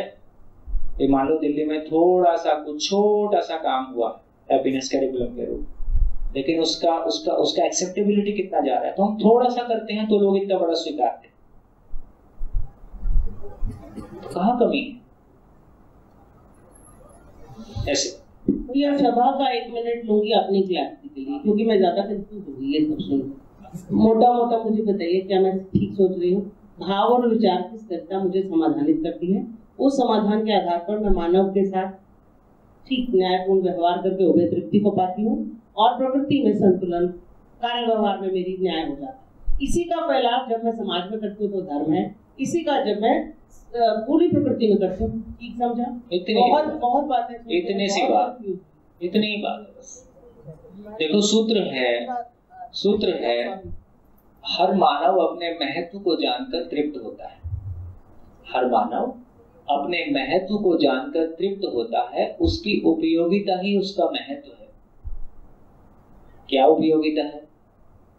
मानव लक्ष्य को साकार करना ही उपयोगिता है। तो पहला काम, मुझ में समाधान, समृद्धि, अभय, सहअस्तित्व पूर्वक जीने की योग्यता आ जाए, योग्यता। और फिर मैं अपने परिवार में समाधान समृद्धि को प्रमाणित कर सकूं, समाज में भय मुक्ति के अर्थ में अपने आप को प्रमाणित कर सकूं। मेरी उपयोगिता का विस्तार ही समाज में भय मुक्ति के रूप में है, और मैं मेरी उपयोगिता को दिव्यता के रूप में प्रमाणित कर सकूं। तो पहले मैं उस योग्यता को पा जाऊं, और ऐसा भी नहीं पहले पा जाऊं और फिर करता हूं। जितना स्थिति रहता है उतना गति चलते ही रहते हैं। जैसे मैंने कहा कि भागीदारी के स्वरूप में फिर एक लेवल के बाद बुक काम कर, एक लेवल तक बुक काम करती है, शिविर काम करता है ना, दूसरे को सुनना काम करता है। एक लेवल के बाद एक स्टेग्नेशन आ जाती है। तो यहाँ तक आपको बोलना आ गया है ना। जो पूरी ट्रांसफॉर्मेशन है, चेतना की ट्रांसफॉर्मेशन, वो नहीं होती है। चेतना की ट्रांसफॉर्मेशन किसी जिम्मेदारी को वहन करने से और उस जिम्मेदारी के साथ निभने से। जब जिम्मेदारी के साथ निभते हैं तो अपना अधूरापन सामने आता है, तो उससे पात्रता विकसित होती है। पात्रता विकसित होती है तो जो कंटेंट हमारे पास मेमोरी में सूचना के रूप में था, वो परकुलेट होके बोध में चला जाता है, या हम वास्तविकता को देखने के लिए सुपात्र हो जाते हैं। तो फिर क्रमशः ये काम आगे बढ़ेगा। धन्यवाद जी। तो एक दिन में भी हो जाएगा? हाँ, एक दिन में तो नहीं होगा। हाँ, पर ठीक है, आपकी बात रखने के लिए ये भी कहा जा सकता है कि किसी की इतनी पात्रता तगड़ी हो कि एक महापुरुष के कहने मात्र से सारा चीज उसको तुरंत बोध में आ जाए। तो ये घटना को भी मना नहीं किया जा सकता। खेल पात्रता का है, सत्य सरल है, सहज है। पात्रता की सवाल है कि पात्रता किस लेवल की होगी। आपने अभी ये कह दिया कि जब तक पूरी दुनिया में विचार अवस्था में संतुलन नहीं होगा, दिव्यता का प्रमाण नहीं। हाँ, पूरी दुनिया में, तो जब तक कोई व्यक्ति सत्य को नहीं पा सकता। अरे सत्य को पा दो, अनुभव संपन्न सत्य को तो मैं अपने परिवार में रहते हुए, अपना परिवार में समाधान समृद्धि के स्वरूप में जीते हुए मैं सत्य को पा सकता हूँ। अच्छा, मैंने पा लिया है। अच्छा, प्रमाण क्या है? प्रमाण मल्टीप्लिकेशन है। किसी भी चीज का प्रमाण मल्टीप्लिकेशन। वो तो ठीक है, बस वो ये पूरी दुनिया में जब चारों अवस्थाएं संतुलित, पूरी दुनिया की बात है, पर मैं तो जी रहा हूँ ना, उसका तो प्रमाण है ना। हाँ ठीक है ना। नहीं तो आप जी रहे हो, तो आप कितने एरिया में जी रहे हो? यदि आप देखोगे तो अभी आप जितने में जी रहा हूँ, मैं एक से लेकर अनेक तक जितने में जी रहा हूँ, तो जितने में जी रहे हो अभी प्रमाण के रूप में नहीं है। ये सब वातावरण बनाने के अर्थ में, अभी इसमें हो कुछ नहीं रहा है, वातावरण बन रहा है। कितने परिवार समाधान समृद्धि को प्रमाणित किए? हम कितना किए? अब हम ही अकेले हम किसी सूचना को लेके अपनी पवित्रता के साथ दूसरों के साथ सूचना को शेयर करते हैं। इससे वातावरण बनता है, इससे आगे का रास्ता खुलता है। हमारे जीने का प्रमाण विशेष है। जीने का प्रमाण क्या देना? और मैं तो जी रहा हूँ, मान लो तृप्ति है तो मुझको कोई अतृप्ति नहीं। मैं नहीं, वो अलग बात है, तृप्ति की बात है। मतलब जैसे मैं जी रहा हूँ, दुनिया ऐसी जी, वो अलग बात है। पर सवाल यह है कि एक व्यक्ति तो वो खुद तो चारों अवस्था के साथ में संतुलन के पूर्वक जी सकते हैं ना, उससे ज्यादा और कितना वो आगे तक बढ़ सके, मेरे को लगता है कि पूरी दुनिया को बना सके, वो एक अलग बात है। सभा की भी एक मर्यादा है। कुछ प्रश्न 1 to 1 हो जाए तो ज्यादा। हाँ जी भैया, हाँ आपने अभी भागीदारी को बोध से जोड़ा, भागीदारी को समझने के प्रोसेस से जोड़ा। तो उसमें भागीदारी में जब भी कोई निष्कर्ष लेते हैं, उन निष्कर्षों वो निष्कर्ष हमारे बोध में भागीदारी का मतलब ही है कि आप ज्ञान की रोशनी में किसी व्यक्ति के संपर्क में आते हैं। भागीदारी का इतना ही मतलब है। यदि हमारे परिवार में वो वातावरण बन गया है समझदारी का, तो हम घर में भी फिर उस तरह से एक दूसरे के साथ संपर्क में आते हैं। तो परिवार एक भागीदारी का पहला स्वरूप है ही है, और उससे बड़ा स्वरूप फिर मित्र परिवार के रूप में हम मिलकर कोई कार्यक्रम करते हैं, शिक्षा का काम करें, कोई भी काम करें। जब हम उस तरह से जीने जाते हैं मानव के साथ, तो हमारा व्यवहार के लिए अभ्यास तो 3 ही अभ्यास के हैं: चिंतनाभ्यास, व्यवहाराभ्यास, कर्माभ्यास। चिंतनाभ्यास, व्यवहाराभ्यास, कर्माभ्यास। चिंतनाभ्यास का मतलब है कि जो बेसिक कंटेंट है ज्ञान के रूप में, संसार क्या है, मैं क्या हूँ, करना क्या है, इसका चिंतनाभ्यास अपने में होता है। ज्ञान की रोशनी में क्या कर रहा हूँ, क्यों कर रहा हूँ, ये अपने आप में जांचने का काम चिंतनाभ्यास। फिर ज्ञान की रोशनी में जब मैं किसी से व्यवहार करता हूँ, तो मेरे व्यवहार में कैसा गैप रहा, उभय तृप्ति क्यों नहीं हुई, है ना, तो उसके अर्थ में फिर वो व्यवहार का अभ्यास है। और फिर मैं कोई प्रकृति के साथ कार्य करके उत्पादन पूर्वक जीने की तरफ जाता हूँ, तो वो कर्माभ्यास। तो कर्माभ्यास, व्यवहाराभ्यास और चिंतनाभ्यास के क्रम में मेरा अधूरापन मेरे सामने आता है, और जो मेरी ताकत है, जो मेरी पॉजिटिविटी है, उसका भी मुझको दर्शन होता है। तो जो मैंने पाया है वो मेरा उत्साहवर्धन करता है, जो मेरी गैप है वो मेरी पात्रता बन जाता है। इस क्रम में हमको कंटेंट धीरे धीरे अपने में परकुलेट होता है। ये चिंतन अभ्यास एक तरह से स्वयं में, चिंतन अभ्यास का मतलब है बेसिकली अभी वो साक्षात्कार के पहले की स्थिति। अभी जब चिंतनाभ्यास, अनुभव के पहले जब चिंतनाभ्यास शब्द यूज कर रहे हैं, तो साक्षात्कार हो गया तो चिंतनाभ्यास का फल मिल गया। तो साक्षात्कार होने के पहले की स्थिति को चिंतनाभ्यास कह रहे हैं। अनुभव मूलक विधि से जब चिंतन होता है तो वो स्थिति दूसरी। जीवन क्रिया की बात करेंगे तो उसमें समझेंगे। बढ़िया, शानदार, सभा के लिए जोरदार ताली। अच्छी चल रही है। इधर एक हाँ बोलिए अतएव कोई भी आज की डेट में, आज की तारीख में या पिछले 1000 साल में, चूंकि सत्य की स्थापना पृथ्वी पे नहीं हुई थी, है, इसलिए प्रमाण नहीं, इसलिए दिव्य चेतना का किसी व्यक्ति के लिए आप नहीं कह सकते किसी को हुआ कि नहीं हुआ। प्रमाण 2 ही जगह होता है, या तो डॉक्यूमेंटेड हो कि कम से कम ये ज्ञान का रास्ता ऐसा बताया और अस्तित्व सहज वास्तविकताओं को हम कह पाए, तो पूरा कंटेंट एक बार देख लें तो उस बारे में कोई बात कर पाएंगे। प्रमाण के रूप में कहें तो धरती पे मानवता स्थापित हो, इसकी अपेक्षा रही है, उस अपेक्षा में एक यात्रा जारी है, किसी जगह तक पहुंचे हैं, यात्रा विशेष है।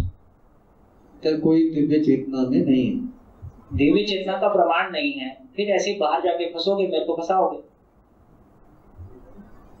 तो हम फैसला करने आ जाते हैं इतिहास का, अपना फैसला करो, मैं कहाँ हूँ। मैं तो नागराज जी के बारे में सोच रहा था कि नागराज जी के बारे, सीधा सीधा पूछो ना, नागराज जी की स्थिति क्या थी, ऐसा पूछो।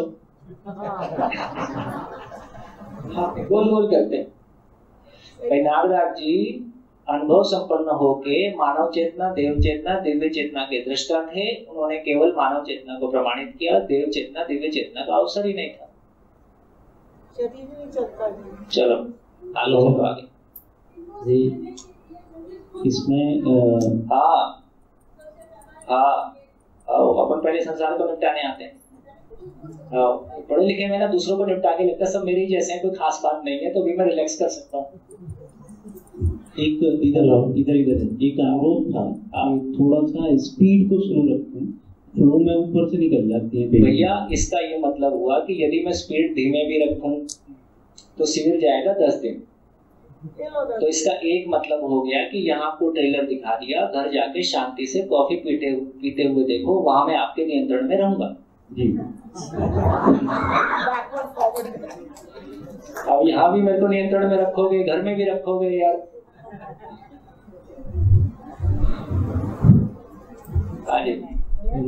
मानव चेतना से बोलिए आप बोलिए। दिव्य चेतना में जाना इस प्रकार तो बड़ा डिफिकल्ट लगता है, मानव में ही चले जाए। लेकिन हमको क्या शब्दों में से जो सबसे अच्छे वाला शब्द है ना, बस उसी को पकड़ना है। अब ये पता नहीं है कि उस शब्द का वाकई में मतलब क्या है। उसके पहले बहुत कुछ है जिसका बहुत कुछ मतलब है। अभी तो श्रवण, मनन, निधिध्यासन, अनुभव प्रमाण, परिवार में, समाज में लंबी एक सीरीज है। तो पहले तो अभी मनन ठीक से हो जाए, है ना। तो सारी मेहनत मनन तक ज्यादा है। आप भी जानते हो, जितनी चर्चा आप पुराने हो तो देखा जाए तो सारी मेहनत मनन तक ज्यादा है। साक्षात्कार हो गया तो बोध होना ही है, बोध हुआ तो अनुभव होता ही है।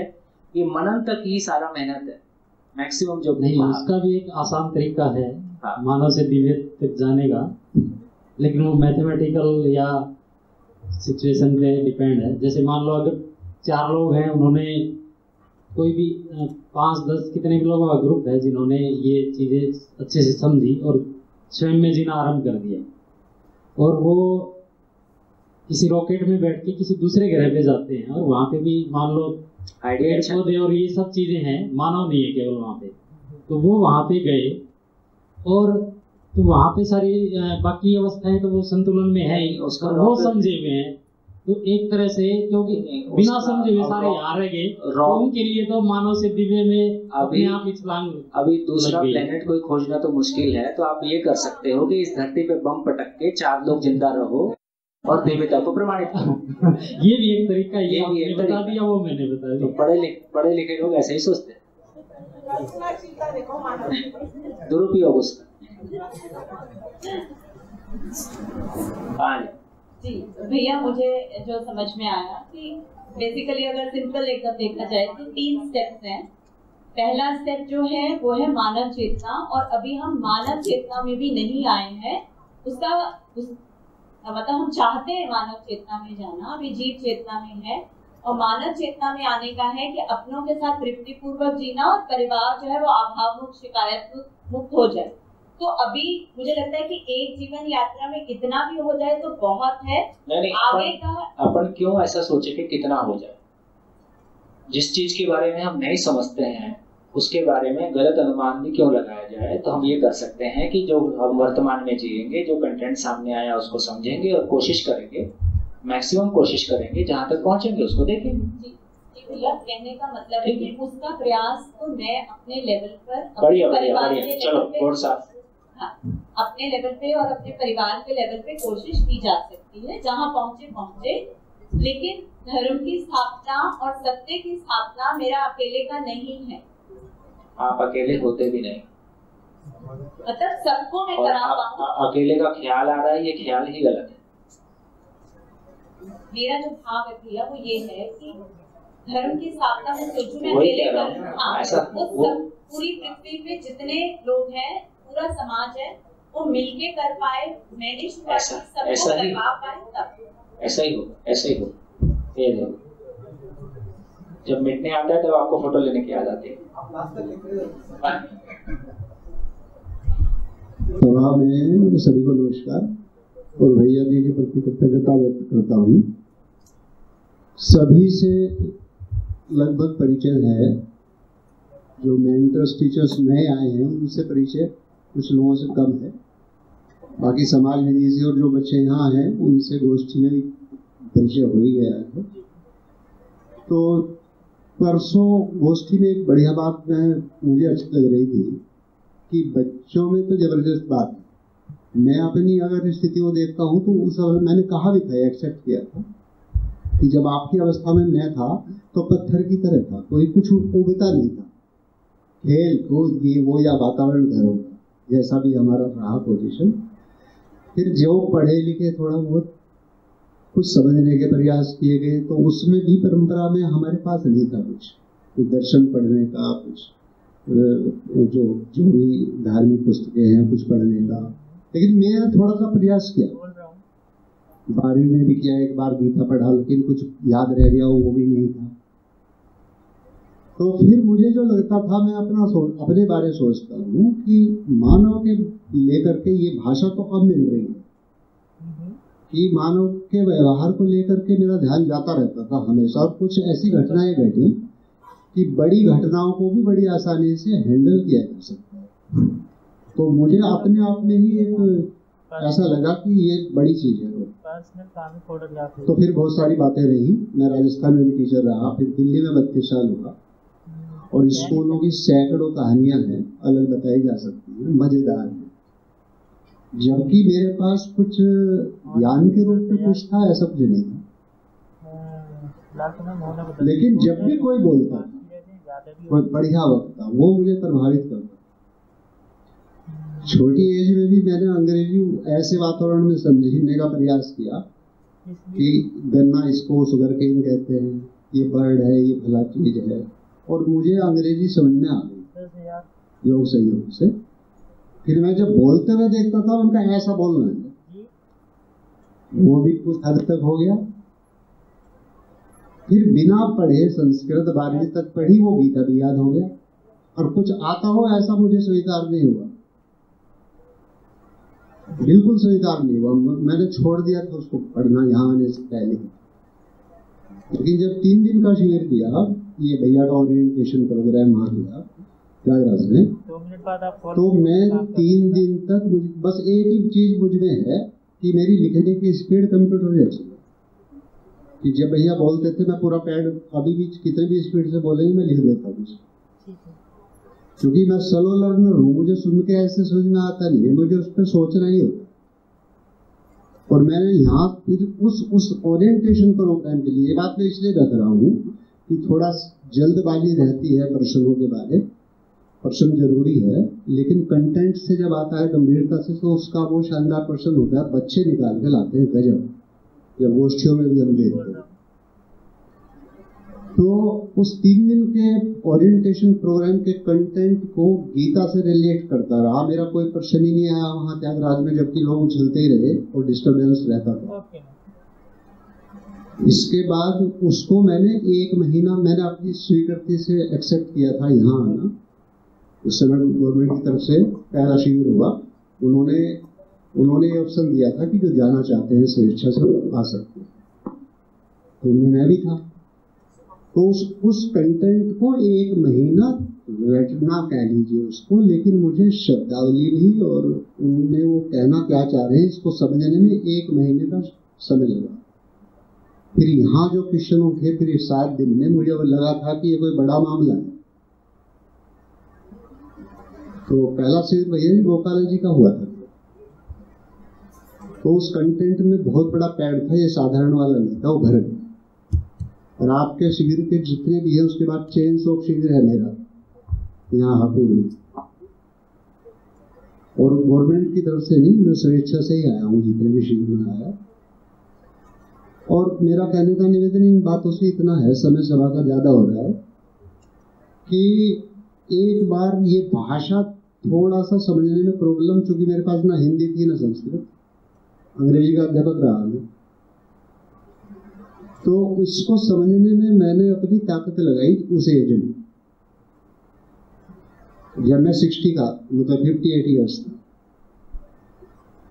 और 4 साल की नौकरी में उसका रिजल्ट मैंने देखा है कि मैं स्वेच्छा से, मेरे पीरियड 2 होते थे 12th में, पूरा दिन क्या करूँगा, ये कंटेंट मिला तो पूरी क्लासेज में 6ठी से लेकर के 12वीं तक जाता रहा, कुछ बातें करता रहा। कुछ पहले से भी मुझे आदत थी बात करने की, परिवार के बारे, समाज के बारे, घर के बारे, अपने बारे, तो उसका रिजल्ट शानदार आता। जिन बच्चों को क्लासेज में, मैं तो नन्नगरी में रहा भैया, वो क्रिमिनल क्षेत्र माना जाता है, थोड़ा सा है भी, बच्चे भी चाकू रखेंगे और शराब पी के स्कूल आ जाएंगे, और 2-4 को तो हर साल में जमानत करा के मैं ही लाया हूँ, क्योंकि मैं एक ही जगह रहा था तो पहचान होगी। तो वो अपराधी बच्चा गर्दन झुका के खड़ा रहता, जब उसके साथ कोई कनेक्ट होता है, ये तो हमने पहले से भी करता रहा था मैं, और जो भी जिस कारण से भी रहा मुझे में था। लेकिन मेरा यहाँ निवेदन केवल इतना है कि इस कंटेंट को, ये भैया की जो भाषा है पूरे तरीके से लॉन्च हो गई है मुझे, मतलब बैठो मैं उस भाषा को बोल पाता हूँ, मेरे कंप्लीट एक्सप्रेशन में है दर्शन, मतलब सूचनाएं मेरे से कोई छिपी नहीं है। तो कम से कम एक बार जो 40s के हैं हमारे मेंटर टीचर्स हैं, उनको फोकस तो स्वयं पे करना होता ही है, और बच्चे का तो फोकस है ही। मैं एक बात कही भैया गोष्ठी में बच्चों को कि देखो मेरी इस एज में, मैं 63, अभी भैया कहते हैं बार बार यहाँ आती है कि मानव इवोल्व हुआ है, ये हम सुनते रहे, और मैं देख रहा हूँ कि मैंने इस एज में और इन बच्चों में वो इवोल्यूशन देखा कि मेरी एज के या उससे 20 साल वाले बाद के भी उनमें वो स्फूर्ति, वो चेतना का वो स्तर है नहीं जितना ये आज के 10-12 साल के बच्चे, 15 साल के बच्चे जिस लेवल का क्वेश्चन करते हैं या जिस एक्सप्रेशन के साथ करते हैं, वो अभिव्यक्ति उनकी शानदार होती है। कम से कम मेरी तो नहीं थी जी। तो ये मेरा निवेदन था कि कंटेंट पे फोकस अच्छा होगा तो फिर मानव धर्म, फिर न्याय, फिर उसका एक्सप्रेशन अखंड समाज, फिर धर्म का ही एक्सप्रेशन, फिर संतुलन के रूप में, ये सब बातें तो फिर बॉडी सहज लगती है। लेकिन पहले आंख सुझाना पड़ेगा। मैं तो 3 बजे उठ करके 3 साल आंख नहीं झपकी है। चलो इसी बात के इस पर धन्यवाद। ये बात बिल्कुल ठीक है, आपकी जो पकड़ बनी है और जो आपने निष्ठा व्यक्त की है वो हम सबके लिए प्रेरणादायी है, और ये बात सभी के लिए भी ठीक है, जितना गुड़ उतना मीठा।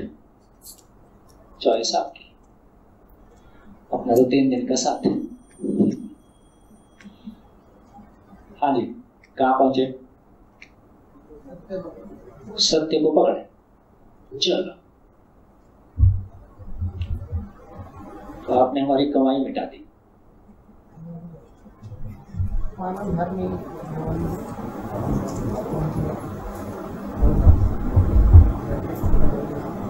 मूल चाहत 1, मूल क्षमता 1, और क्या? मानव लक्ष्य 1, मानव धर्म 1, मानव जाति 1,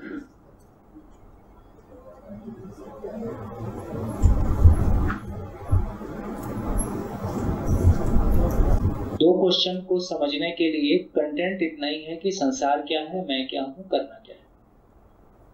तो अभी तक हमने जितनी चर्चा की वो मानव को समझने वाले पार्ट पे किया।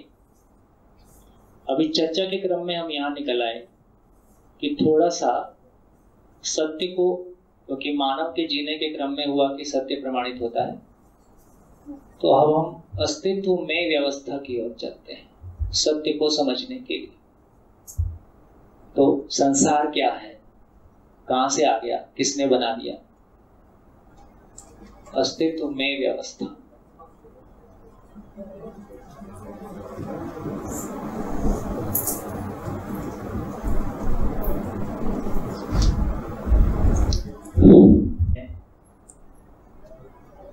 और तो का मतलब है जो कुछ भी है वो व्यवस्था में भागीदारी के स्वरूप में है। एक एटम से लेके गैलेक्सी तक जो कुछ भी है, तो अस्तित्व का मतलब है कि जो है, त्व का मतलब जैसे लोहत्व, गायत्व, महत्व, है ना? तो अस्तित्व सबका ऐसा मतलब है। तो जब सत्य की हम तलाश कर रहे हैं कि सत्य किसको बोल रहे हैं, तो पूरे एग्जिस्टेंस में सारी रियलिटीज को देखने का एक हमारा प्रयास है कि पूरे अस्तित्व में सच्चाई के रूप में क्या क्या है। तो पूरे अस्तित्व में जब सच्चाई के रूप में क्या है उसको समझने गए तो हमको पता चला एक चीज वो है जिनको इकाइयां बोल रहे हैं, यूनिट्स बोल रहे हैं।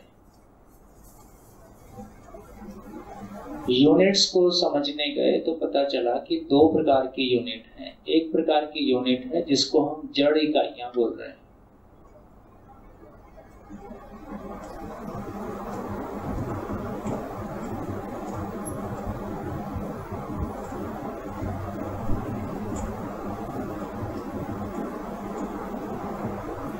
इसको हम एटम के रूप में पहचानते हैं। एटम को 108, 118 प्रकार की वैरायटी के रूप में पहचान रहे हैं। एटम अकेला नहीं रहता, ये मॉलिक्यूल के रूप में, अणु के रूप में हो जाता है। और अणु अकेला नहीं रहता, ये किसी पिंड के रूप में, जब अणु इतने मॉलिक्यूल्स इकट्ठे हो जाएं जो हमको विजिबल हो जाए, है ना, तो उसको पिंड बोल रहे हैं। पिंड के रूप में हमको देखते हैं तो हमको मिट्टी दिखाई देती है, पत्थर दिखाई देता है और धातु दिखाई देता है, मेटल दिखाई देता है और मणि, ज्वेल्स, इसको हम पदार्थ अवस्था के रूप में पहचानते हैं।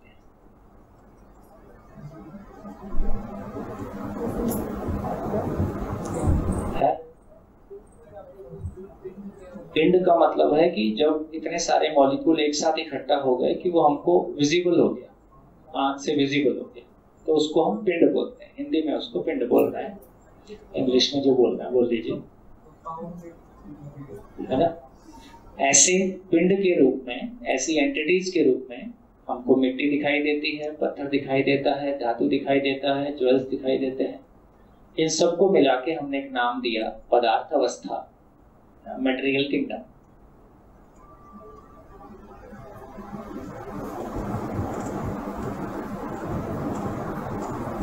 यहां तक ठीक है?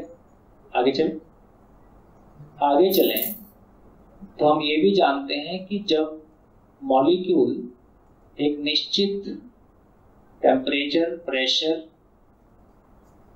और ह्यूमिडिटी, नमी के संपर्क में आता है तो एक तरह का, जिसको हम कह रहे हैं कि रासायनिक क्रिया,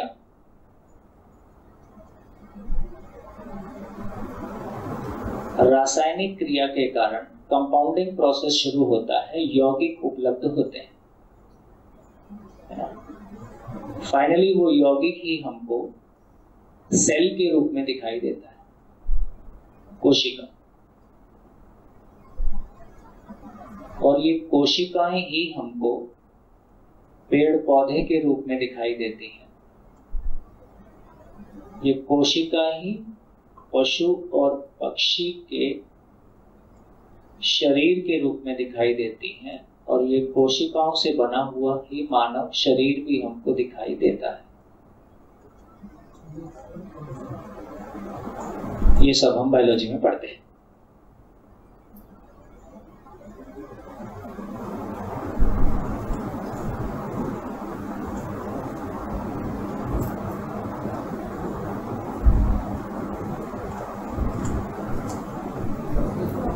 कंपाउंडिंग प्रोसेस, जैसे अमीनो एसिड्स, पानी मिट्टी पे ठहरता है, पानी के अंदर का मिनरल पानी में घुल जाता है, उससे एसिड एंड बेस का एक रेशियो बनता है। ऐसे कहानी ऐसी है कि जब ये सारे मर जाते हैं तो ये वापस पदार्थ अवस्था हो जाते हैं।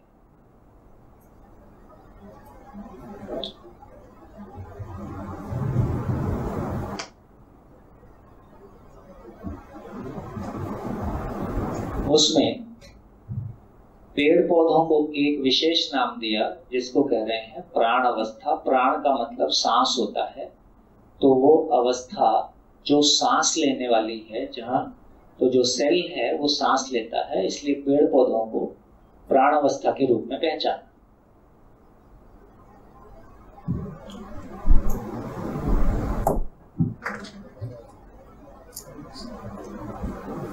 और यही जो क्रिया हमने ये दिखाई, इसके कारण ये फिर से दोबारा बनते रहते हैं, ये साइकिल जारी रहता है।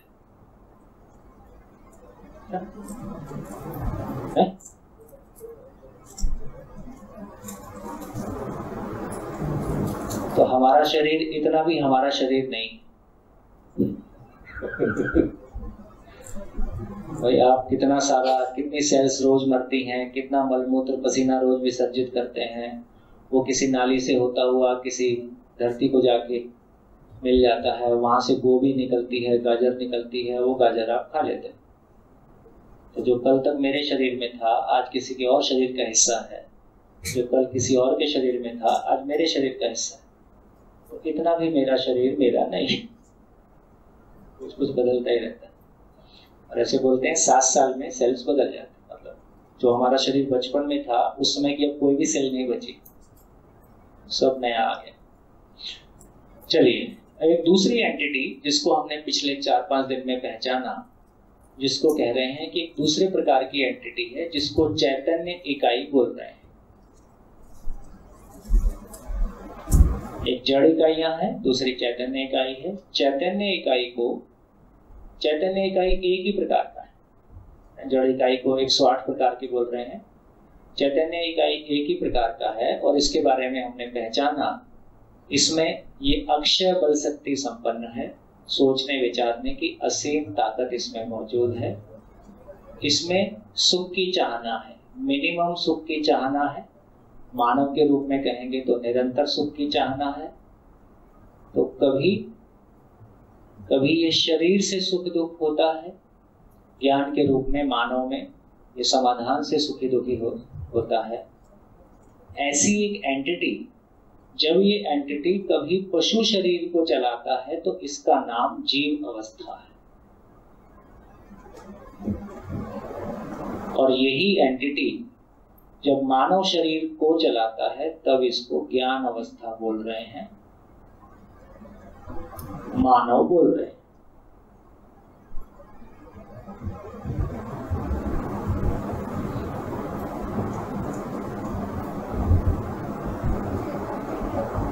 है जी।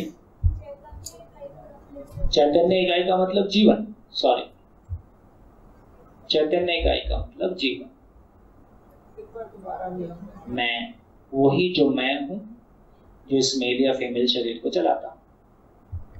तो इतना ही बोला कि बेसिकली जिस प्रकार से 108 प्रकार के परमाणु हैं जिसको हम जड़ इकाइयों के रूप में पहचान रहे हैं, वैसे ही जीवन भी एक चैतन्य इकाई है। तो जड़ इकाई, चैतन्य इकाई, चैतन्य इकाई एक ही प्रकार का है। चैतन्य इकाई हमेशा ही अक्षय बल शक्ति से संपन्न है, सोचने समझने की शक्ति उसके पास है।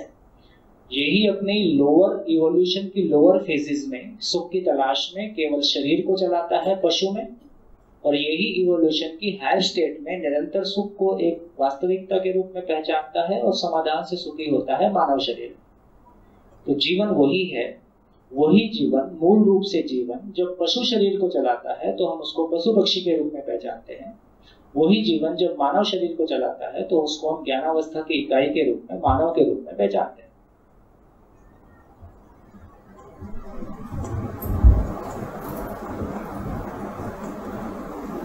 बढ़िया। अब इस चार्ट को देख के आपके अंदर किस तरह के प्रश्न या किस तरह का कंफ्यूजन पैदा होता है? कोई क्वेश्चन आते हैं इस चार्ट को देख के, कोई कंफ्यूजन पैदा होता है या कोई जिज्ञासा पैदा होती है? हाँ, तो आप लोग बोल दीजिए, फिर मैं सबके साथ एक बार बात करूं। पहले तो जैसे थोड़ा सा जड़ इकाइयों में हम जैसे कह रहे हैं कि 108 प्रकार के एटम है, पर हमें पता है कि इससे अब छोटे भी हैं, मतलब प्रोटॉन, न्यूट्रॉन्स और इलेक्ट्रॉन्स हो गए। वो एटम नहीं है।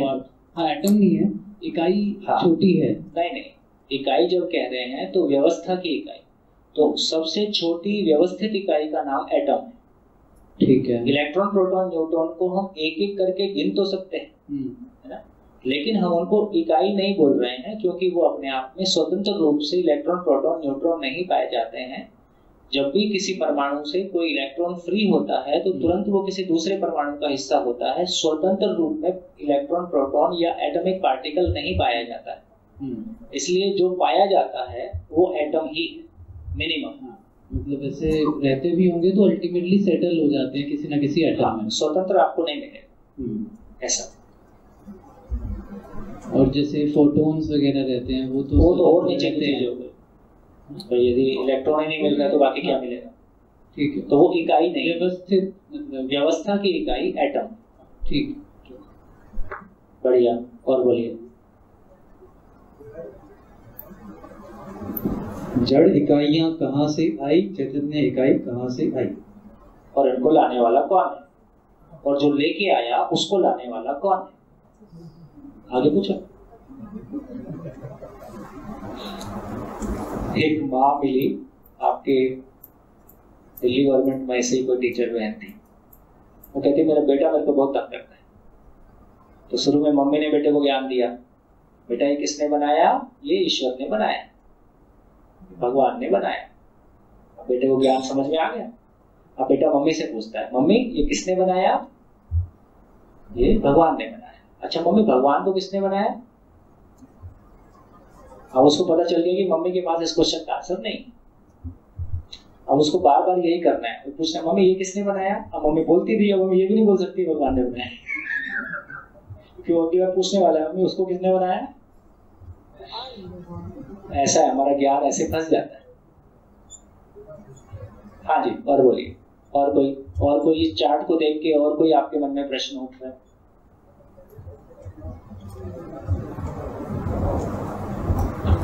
एक हमने कल देखा था जो जीवन शरीर का सूक्ष्म शरीर वाला जो देखा था, तो उसमें जीवन इकाई कैसे दिखेगी, मतलब मल्टीपल इकाई रहेगी मानव के सूक्ष्म शरीर में, एक ही जीवन रहेगा। हाँ, पर वो इकाई जैसे हम जीवन इकाई, चैतन्य इकाई जीवन है ना, तो वो छोटा पार्ट क्या है सबसे उसमें? जो चैतन्य इकाई है वो स्वयं ही एक सूक्ष्म अति सूक्ष्म कण जैसा हो गया, ऐसा मान लो। सूक्ष्म अति सूक्ष्म कण परमाणु के साइज का, एटम के साइज की चीज है।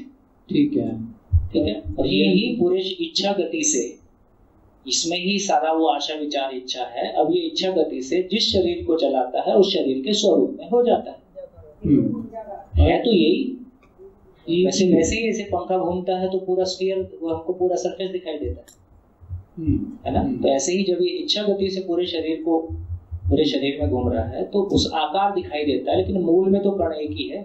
तो मैं एक ही कण हूँ, मैं एक ही कण हूँ, बिल्कुल। पूरा शरीर भी एक इकाई है या पूरा शरीर, जब मानव का शरीर बोलेंगे तो एक इकाई है, क्योंकि व्यवस्था की इकाई ये बीच में से दो टुकड़े कर दिया, वो व्यवस्था की इकाई नहीं है, टुकड़े दो हो गए। चाहे एटम्स कितने भी मिलके बना, हाँ, पार्टिकल कितने भी।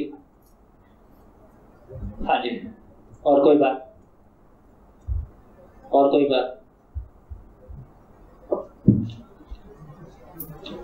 जैसे इधर, हाँ, जैसे ये एटॉम्स होते हैं, हाँ, इसमें आयरन है, कैल्शियम है, तो उनके गुणधर्म होते हैं, हाँ, क्वालिटीज जो होती हैं, हाँ, ऐसे चैतन्य इकाई की भी क्वालिटीज होती है।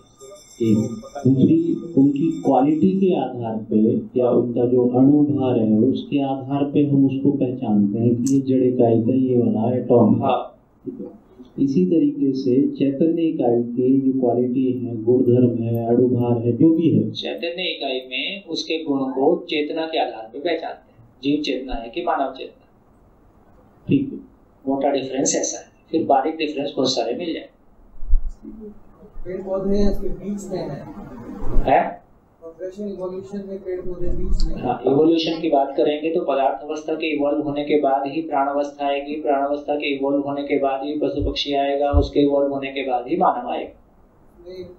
आधा जीवन है ऐसे नहीं है किसमें? हाँ, ये क्वेश्चन ठीक है, क्योंकि जगदीश चंद्र बसु ने कहा कि पेड़ पौधों में जीवन होता है। देखिए, छोटी सी बात सभा से कर सकते हैं। हाँ जी, पूरी सभा एक साथ क्या कर? जैसे एटम हमें पता है कि फोटॉन्स न्यूट्रॉन्स का बना हुआ है, तो चैतन्य इकाई किस चीज की बनी है? क्वेश्चन बहुत बढ़िया है। तो चैतन्य इकाई किस चीज की बनी है से पहले ये पहचान ले कि चैतन्य इकाई है और कैसे काम करती है। देखिए, मैंने 3 स्टेप्स, मैं अरविंद भाई से चर्चा कर रहा था तो मैं कह रहा था कि 3 स्टेप्स हैं। 3 स्टेप में पहला स्टेप है जीवन विद्या शिविर, जिसमें कि एक जनरल वर्ल्ड व्यू आधे से अधिक आ जाता है, आधा मान लीजिए आ जाता है। पूरा वर्ल्ड व्यू जो अध्ययन बिंदु शिविर करेंगे, जहां से जीवन विद्या शिविर का समापन करेंगे, वहां से अध्ययन बिंदु शिविर को शुरू करेंगे, है ना। ऐसे इस बार मानव से शुरू किया और अभी वो एग्जिस्टेंस खुल रहा है। मैंने थोड़ी स्पीड ज्यादा रखी है इस शिविर में, तो लोगों ने कुछ ने मेरे से शिकायत भी की है कि आपने स्पीड थोड़ा ज्यादा रख रखा है, लेकिन चलिए कोई बात नहीं, जिनका कम ज्यादा हो गया यूट्यूब में सब पढ़ाई है, आराम से देख सकते। आपका इंटरेस्ट जगने की बात है, कोई शिविर करके सब समझ में आ जाता है ऐसा है नहीं। इंटरेस्ट जग जाएगा तो आप अपनी यात्रा शुरू करोगे। जब तीसरा करेंगे मानव व्यवहार दर्शन, तो फाइनली कोर में जाएंगे कि ये आया ही कहां से, ये जीवन कहां से आ गया। फिलहाल इसमें इतना चर्चा जरूर हो जाएगा वो चर्चा यहाँ भी शुरू हो जाएगी, वहां जाके पूरी हो जाएगी। तो इस पे हम बात कर लेंगे, लेकिन शुरू कर देंगे, पूरा नहीं हो पाएगा।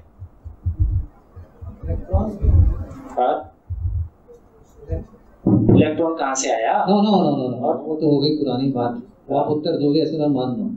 मैं कह रहा हूँ कि इलेक्ट्रॉन भी पूरी चैतन्य अवस्था में इधर उधर दाएं बाएं नहीं जाता, ढंग से ही घूमता है, तरीके से सिस्टम है। सिमिलरली सोलर सिस्टम में प्लैनेट्स का सिस्टम है। बिल्कुल ठीक। तो मतलब हम ये भी तो कह सकते हैं कि पूरा चैतन्य होके हमारे इलेक्ट्रॉन्स घूम रहे हैं, नहीं तो उटपटांग हो जाता था। हाँ, मतलब ठीक है, उसको समझें। आप छोटे से छोटे पशु पक्षी में भी जीवन है।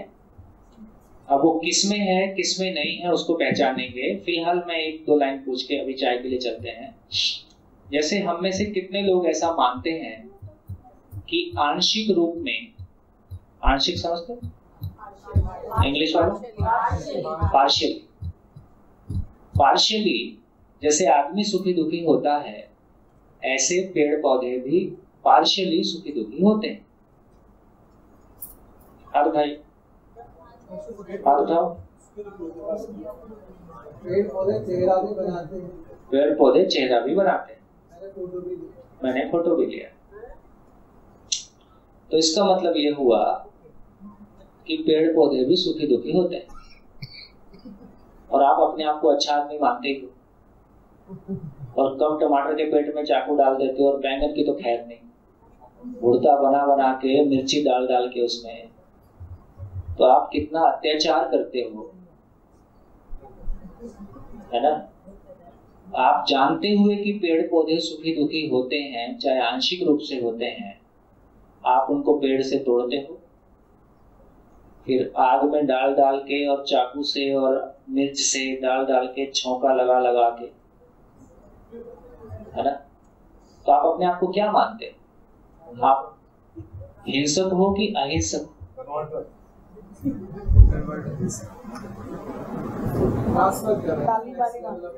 नेक्स्ट लेवल ऑफ कॉन्शियसनेस में ट्रांसफर कर रहे हैं हम सब्जी भाजी को खा के।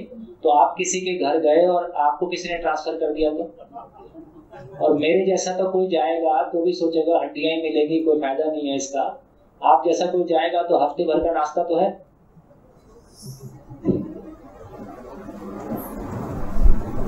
ऐसे लोग सोच रहे हैं कि मानव को भी नेक्स्ट कॉन्शियसनेस में ट्रांसफर किया जाए, और ऐसे भी जनसंख्या ज्यादा ही हो गई। हाँ जी, तो जितने लोगों ने हाथ उठाया वो सभी इस बात पे सोचे हैं कि वो अपने आप को हिंसक मानते हैं कि अहिंसक मानते हैं। दूसरे को कष्ट देना अपने भोजन के लिए कहाँ तक उचित है, इसको क्या कहा जाए? माइक ले लीजिए, माइक ले लीजिए। चाय भी ठंडी हो रही है तो चलते हैं।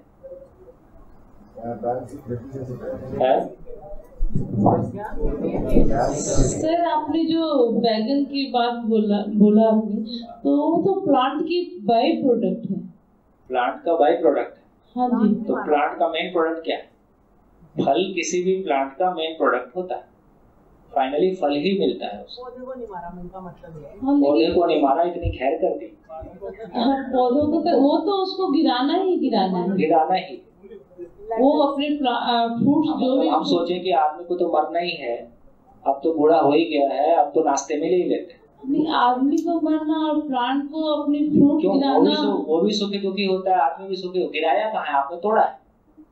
हाँ तोड़ा तो है, लेकिन लोग ऐसा मैंने पढ़ा है या सुना है कि वो प्लांट की फ्रूटिंग जितनी भी होती है वो प्लांट की बाई प्रोडक्ट है। हमने प्लांट को नहीं मारा है। अच्छा, और जिन प्लांट्स को मारते हैं उसके लिए क्या करेंगे? हाँ, यदि सुखी दुखी होता है तो कोई तर्क काम नहीं आएगा। तो मेरा आप हाथ है ना, कुछ निकाल, चलो मेरा रोज ब्लड ही निकाल के कोई पी लेता है। नहीं तो हम तो ब्लड दान देते हैं वैसे। हाँ वही तो कह रहा हूँ, आप किसी को लग जाए कि पी भी सकते हैं इसको डायरेक्टली। तो इंसर्ट करते, किसी की बॉडी में इंसर्ट करते तो जाता ही ना दूसरी बॉडी में। यदि पेड़ पौधे सुखी दुखी होते हैं और आप फल तोड़ते हो कि फूल तोड़ते हो कि पत्ती तोड़ते हो कि तना तोड़ते हो, आप उसको दुख देते हो कि नहीं देते हो? दुख देते हो तो आज दोपहर का खाना बंद। नहीं, दुख तो नहीं देती हूँ। अगर देती होती तो ये पूरा लोग जो जीवित है, हम जीवित है उसी के कारण ही जीवित है। हाँ, उसी के कारण जीवित है, पर उसको तो आप तंग करके जीवित हो ना। चाय पी लो, सोच के कुछ हो सकता है समझ में आए। जैसे लाइफ साइकिल होती है तो शेर खाता है, ऐसे हम भी एक दूसरे को खा सकते हैं। ये भी हम लाइफ दूसरे को नहीं खा सकते, मगर जैसे नेचुरल क्यों नहीं खा सकते? लॉजिक बताओ ना भाई। खा तो सकते हैं, पर कॉन्शियसनेस होती है तो नहीं खाते। नहीं, अभी तो बहुत सारे लोग की कॉन्शियस है। आदमी का मीट सबसे स्वाद है, पता है? जैसे अभी मैंने खा के नहीं देखा तो हमें पता नहीं, बट जैसे अगर हमारी कॉन्शियसनेस होती है तो हम नहीं खाते। एनिमल्स को भी नहीं खाना चाहिए, वैसे वेजिटेरियन बोलते हैं कि जिस तरीके से हमारे प्लांट्स को दुख देना है तो थोड़ी कॉन्शियसनेस कम करके तो इसका मतलब थोड़ी कॉन्शियसनेस कम है, इसलिए आप प्लांट खा लेते। प्लांट जरूरत है खाने के लिए। जरूरत क्यों उसको? अरे वो सुखी दुखी होता है, कैसे करते हो? अब सुखी दुखी तो हम भी होते हैं। हाँ, तो इसका मतलब दूसरे को अपने भोजन के लिए दुखी किया जा सकता है। दुखी किया नहीं जा सकता, लेकिन एक बेसिक नीड तो है। बेसिक नीड तो है। अब किसी को लगा है कि भाई ठीक है, आप घर में आए हो, नाश्ता ठीक ठाक है तो खा ले, मुझे खा ले। अरविंद जी कुछ कहना चाहते?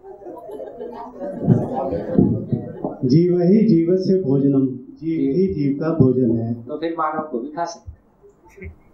माइक आपका मानव को खा सकते हैं, बिल्कुल सही कहा। यदि मानव की मूल प्रकृति, उसका जीवन उसे के खाने के लिए है, तो वनस्पतियाँ और जो प्राणी, वनस्पति जगत में जितनी भी वनस्पति फल होते हैं वो इसीलिए है कि वो किसी के द्वारा खाया जाएगा। मूल रूप में उसकी उत्पत्ति इसीलिए है, और उसको कोई ना कोई खाएगा जो प्राणी जगत में होगा, चाहे भेड़, बकरी, गाय, मनुष्य जो भी है। तो ये तो आप किसी को दुख देके अपना भोजन किया जा सकता है। की बात जो आपने की, उसकी चेतना, उसके अंदर चेतना कितने स्तर की है और उसका मूल स्वभाव क्या है। तो थोड़े स्तर का दुख है तो खाया जा सकता है। आप इसको दुख कह रहे हैं। अगर हम इसको इस तरह से कहें कि उसकी मूल चेतना या उसका मूल जीवन, उसका जिंदा रहना ही दूसरों को जिंदा रखने के लिए है, तो वहाँ पे मनुष्य की प्रकृति भी उसी तरीके से जुड़ चुकी है कि ये इसीलिए है, इसका भोजन ही होना है, तो वो उसके लिए भी तैयार है। मनुष्य भी ऐसा ही हमने मान लिया है कि गाय हमारा भोजन है, बकरी हमारा भोजन है। गाय हमारा भोजन है माना नहीं है, ये जिह्वा के अतिरिक्त स्वाद की बात है, वहाँ नहीं माना गया है। लेकिन ये चीज जो पहली बात आ रही है, पहली जगह हुई है कि पेड़ पौधों को नहीं खाना है, लेकिन चेतना तो है। अगर चेतना ना होती तो शाम को पौधे की पत्तियां आप देखें, सूर्य की रोशनी ना रहे तो झुक जाती हैं। तो इसका मतलब है आपकी बात से मैं सहमत हूं ना, लेकिन कॉन्फ्लिक्ट दिखाई देता है, उसको समझना है। हाँ, इसमें वो चेतना के स्तर का कॉन्फ्लिक्ट है। कॉन्फ्लिक्ट है।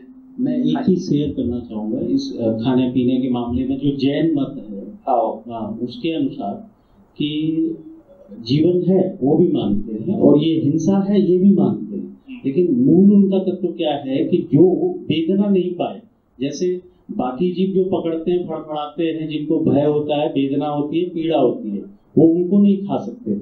लेकिन जैसे फ्रूट्स है, फल है, ये फड़फड़ाते नहीं है, फड़फड़ाते अपने को दिखते नहीं और उनके अंदर वेदना नहीं होती। नहीं, जीवन तो है, गेहूं उगाओ तो उगेगा, हर चीज का बीज भी उगता है। छुई मुई का पौधा है, वो हाथ लगाते ही छू जाता है। हाँ। और बाकी लोग भी, बाकी में भी वो एक्सप्रेशन है, लेकिन आंख से विजिबल नहीं है। बहुत कोर में देखोगे तो उसको भी फर्क पड़ता है ना। और हमारे भाव का भी ऐसा बोलते हैं, कोई फर्क पड़ता है। जी जी, चाय पी लेते जी।